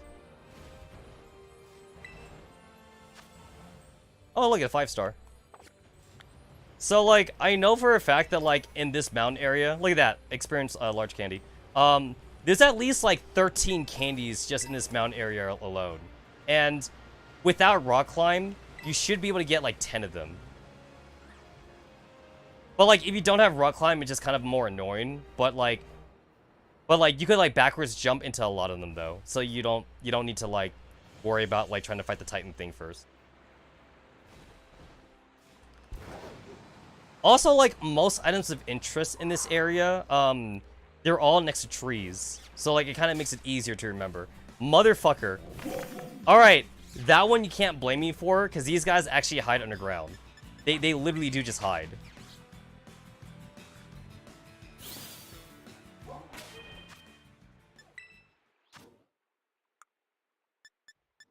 Can I make this into a favorite or something?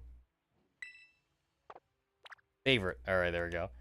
I actually don't know if that does anything. Because for some reason, the game is always defaulted to, like, the timer ball. And I'm not sure if it's because I cheated for it or not.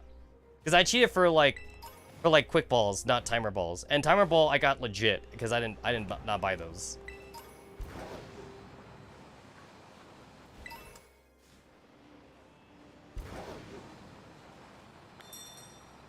Alright, cool. We made it here. So now I should have access to all the Pokemon centers.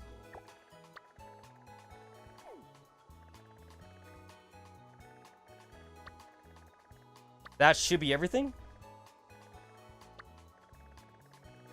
Yeah, that should be everything.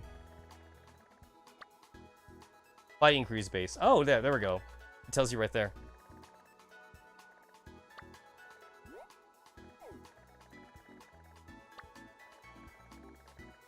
It's like you can't use a taxi to go into the Area 0, but you can use a taxi to get out. Kind of weird that, like, you have a fly location to your house, but no one else's house.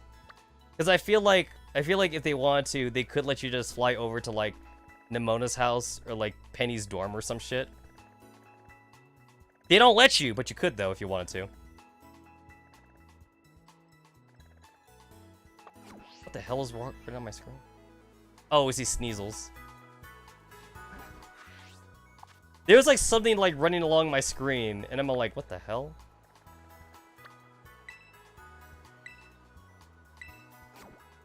I don't remember if you can talk to like the star team guys again. I'm pretty sure you can. I mean, there's no reason to, but like for fun you can.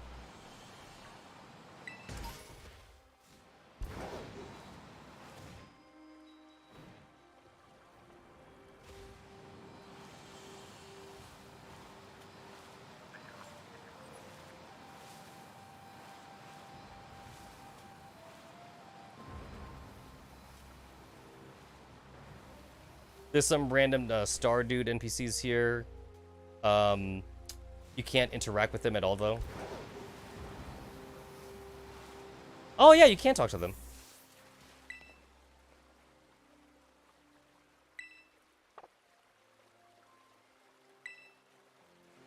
Oh, he wants to fight again? Oh, I guess you could also do that in post-game, too. I did not know that.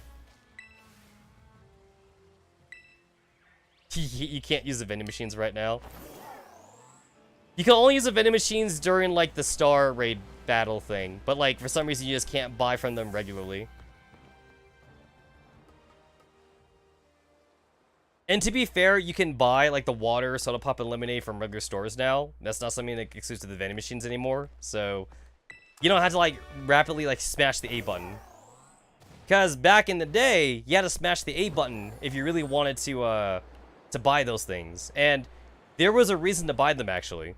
Because they were cheaper than potions. They healed more than potions, and they were cheaper than potions. So why would you not use them? You know? you would want to use them.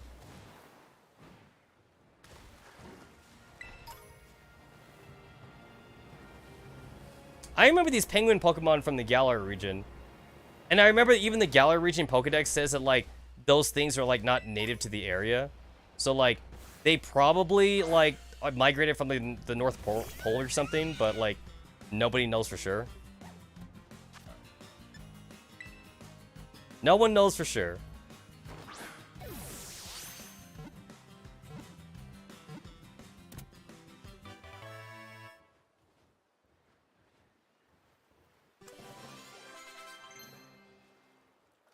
I'm pretty sure the only reason why, like, it's going to the Timer Ball each time is because, like, the Timer Ball may be, like, one of the few Pokeballs I have in my inventory that I got legitimately and not through cheats.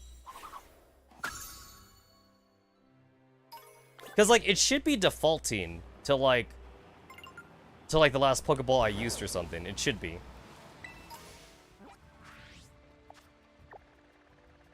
I mean, maybe if I actually bought a Quick Ball, maybe it'll do it then.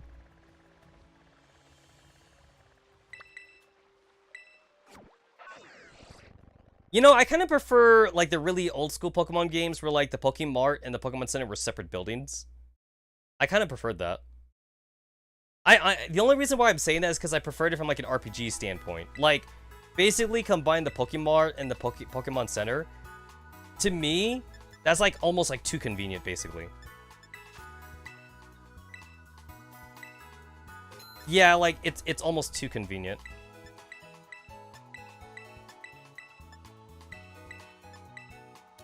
Basically, in my eyes, it's kind of like speaking directly, like, as a speedrunner. It's like, oh, like, you know, you can only...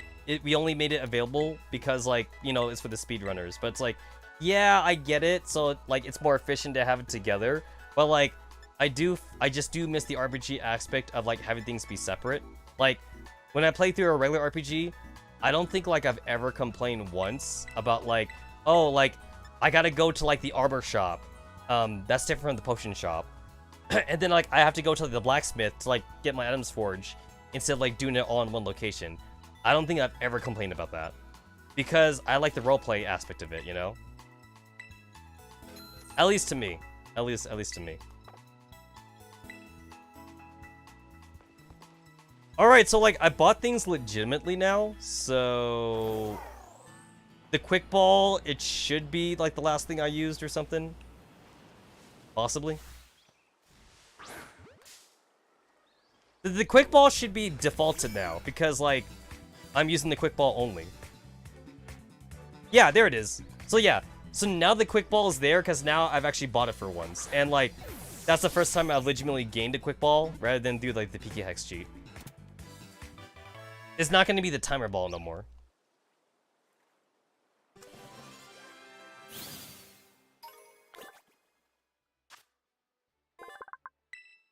The mystery has been solved.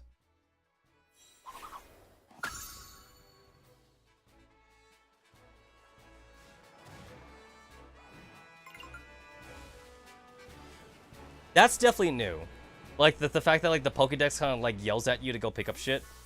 That is, like, 100% new.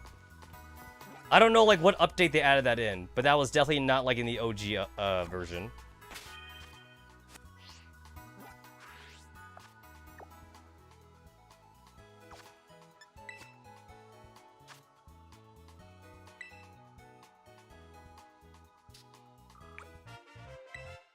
I have 10 Great Balls.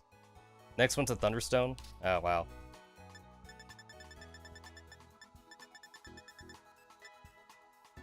So other than, like, getting extremely lucky in, like, raid battles, the only other way to get the stars is, like, trade for a baby for it or whatever. That's the only way.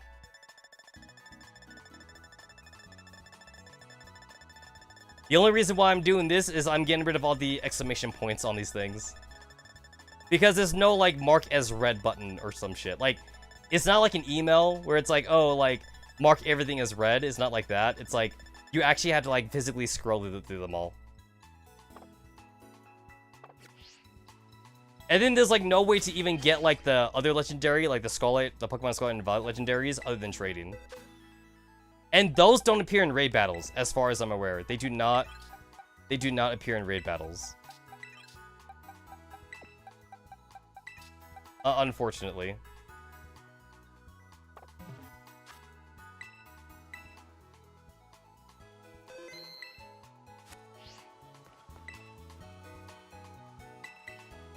I do find it annoying how, like, in this game, if you're riding Miraidon or Koraidon, you can't use them in battle. And if you're using them in battle, you can't ride on them either. So you basically have to, like, give up your bike, you know? And then, like, that's kind of like why, like, if you go back to Area 0, you get the option to catch another one. And, like, you can either trade that one away, or you could keep it for yourself. And the only reason to keep it is so that way you can, like, still ride your bike afterwards, basically. So it's basically the convenience of it. But then, obviously, you'd want to trade it, though, because, like, normally, like, someone would only want to trade you for a legendary for their legendary, so that way you guys can complete your Pokedex. Like, that would be the only reason to do it. Unless you meet someone really nice that, like, you know, they were like, oh, hey, I'll go ahead and, like, give you my legendary for, like, a fucking, like, Ditto, or, like, a freaking, like, Pidgey or some shit. It's like, you sure, bro? It's like, yeah, bro, I use PK Hex anyway. I cheated for it, or whatever. Which, by the way, so, like, normally, like, Pokemon games that have, like, access to PK Hex, not Pokemon games, Switches that have access to PK Hex, like, obviously, like, they're on a modded system, so normally you're not supposed to be able to go online with them. However, it does not restrict you from local trading. So, if you're someone like me that has, like, 2 Switches, then, like, you can use, like, the PK Hex Switch or whatever to locally trade with, like, your legit Switch, and it would be a legal Pokemon, basically. Or I guess, like, you could still make illegal Pokemon, but then, like, that would get caught by the system usually, and then, like, they would be like, oh, like, there's something wrong with this Pokemon or whatever. This Pokemon's not legal or something. So, usually you would only use PK Hex to, like, give yourself legal Pokemon, which, that's actually on by default. Like, PK Hex,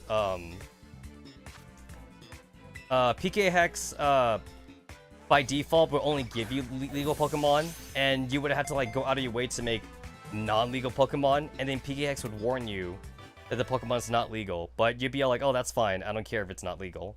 Like, I've done that before for, like, Pokemon X and Y and Sun and Moon, when, like, I used to, like, run both my DSs for, like, a video. That was back when I did Metronome battles, and, like, I would just pick, like, 6 random Pokemon or some shit, or, like, 3 random Pokemon, and just get them all Metronome just for funsies. And then, like, you know, I just kind of, like, just record, like, myself on both DSs, you know, just using Metronome over and over again. It's actually kind of fun. It's kind of fun, actually. I haven't done that in a long time, but, like, I could always do it again, though, if I wanted to. If I remember right, there's no candies around here. Like, everything around here is just regular items. No candies. You usually have to go out of your way to get candies, usually.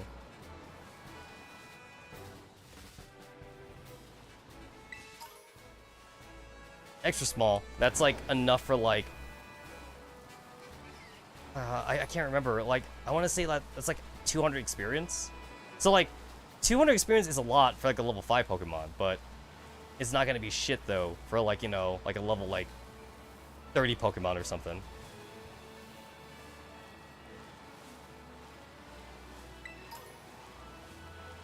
Yeah, out of the way items with the good items. Like, that's a revive right there.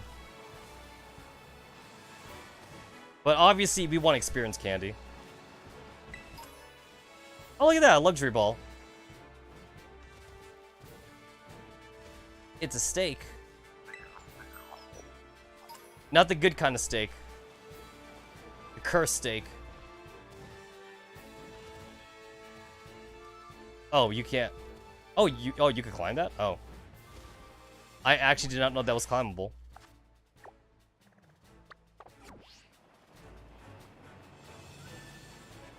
If I remember right, I don't think you could actually get inside Mesagoza, like, through climbing the walls and shit. I don't think it'll let you. So, normally I would go through that door right there. to like go inside Mesagoza, and then the game teleports me on the other side. I don't know if I'm allowed to do it from here though. I'm not sure there's gonna be like an invisible wall or something. Would the game let me enter the city?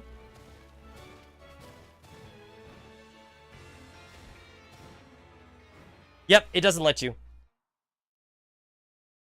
It technically doesn't let you. So like you go through like the loading screen because even though you could see the city from a distance, the city is not rendered yet. So it has to like render you in. Yeah, okay. I guess that kind of makes sense. The city's pretty big, and also I guess to be fair, there is like a shit ton of NPCs in it. Kind of. I'm like trying to justify it, but honestly, like I don't see how that should be a problem though, because like a lot of the other cities in the game, they don't have the same problem. Yeah, every other city in the game that's not Mesagoza, like you could just like fly in, go in and out on any direction, and the game doesn't like force you to like render in. This is the only city in the game where you have to render inside.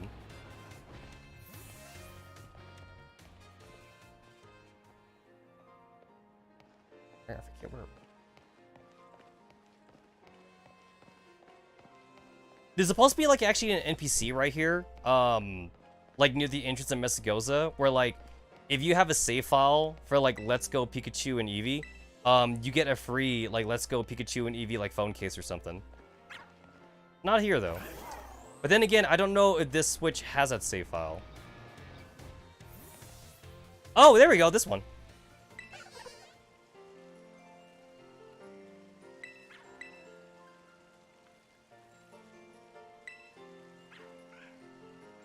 Oh, look at that. I have a save file for every one of them. So, like, Kanto should be Let's Go Pikachu and Eevee. Galar should be Pokemon Sword and Shield. Hisui is Pokemon Legends Arceus. And Sinnoh is Pokemon Brilliant Diamond and Pearl. Yeah.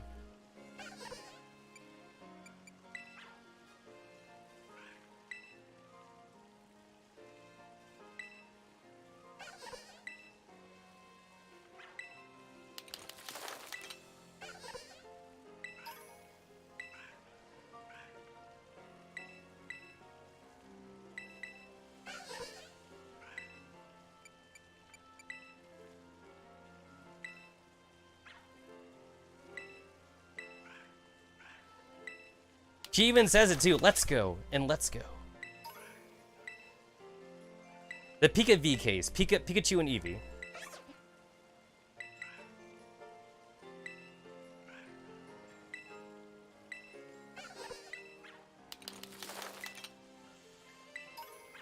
You do get like a fucking free Mew in Pokemon Brilliant Diamond and Awesome Pearl. Like there is an NPC you talk to. He gives you a free Mew as long as you have like a save file from like Let's Go Pikachu and Eevee.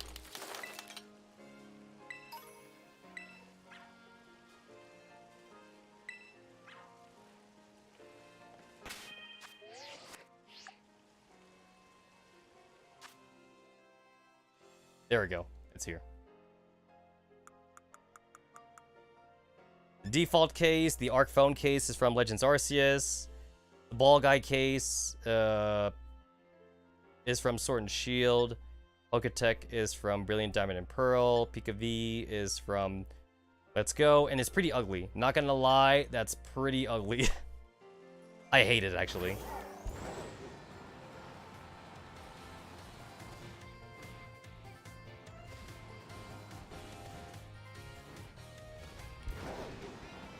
I don't like any of those phone cases, actually. So, like, even though, like, I'm probably not gonna notice it that much, I do want to buy a new phone case. Just because.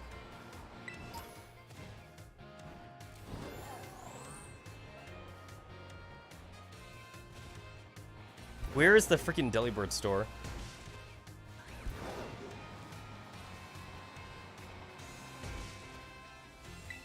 The hell?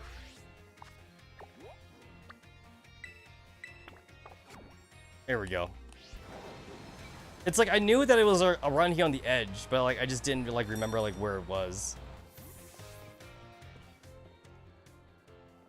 The hell?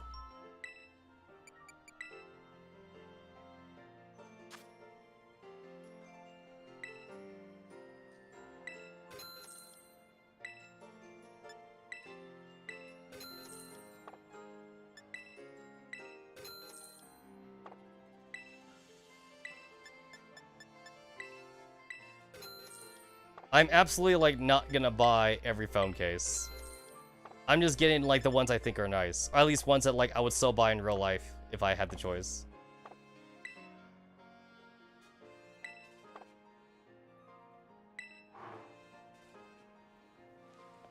Well, since I'm already here...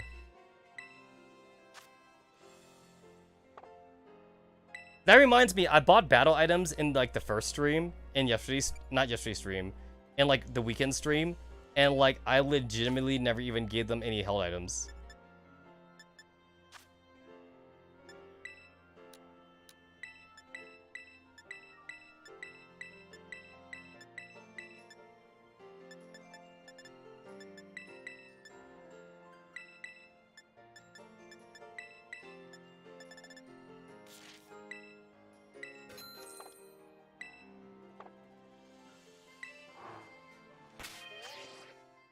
Yep, there it is. I can see it. Yep, my my Sprigatado case. That's good enough for me, honestly.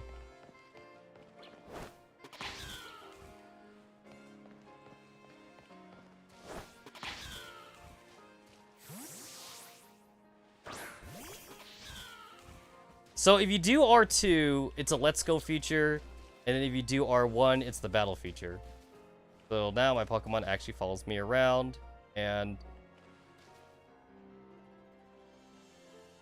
if I remember right, you do fall asleep later on or something. If, like, I just do nothing with you, or whatever.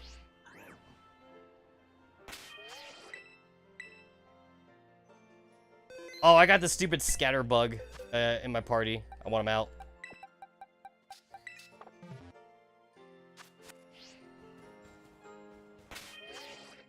There we go. I got that, I got that NPC vibe, where, like, I only have, like, 3 Pokemon. Yo, this Mascara doing that Naruto run. Oh, look at that. Now he's sleeping. Yeah. That's what they do.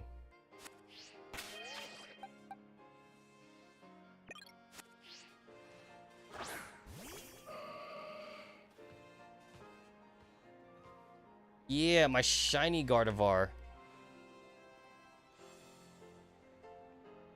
If I remember right, those that chest piece that both Gardevoir and Gallade has, they're not soft. They're actually hard. Like, they're like, it's like a skeleton bone or something sticking out of their chest. So basically, don't hug a Gardevoir and don't hug a Gallade. It's not a fun experience. Yeah, this running around thing is something that, like, every Pokemon does, I think. So, like, they don't sit still for pictures.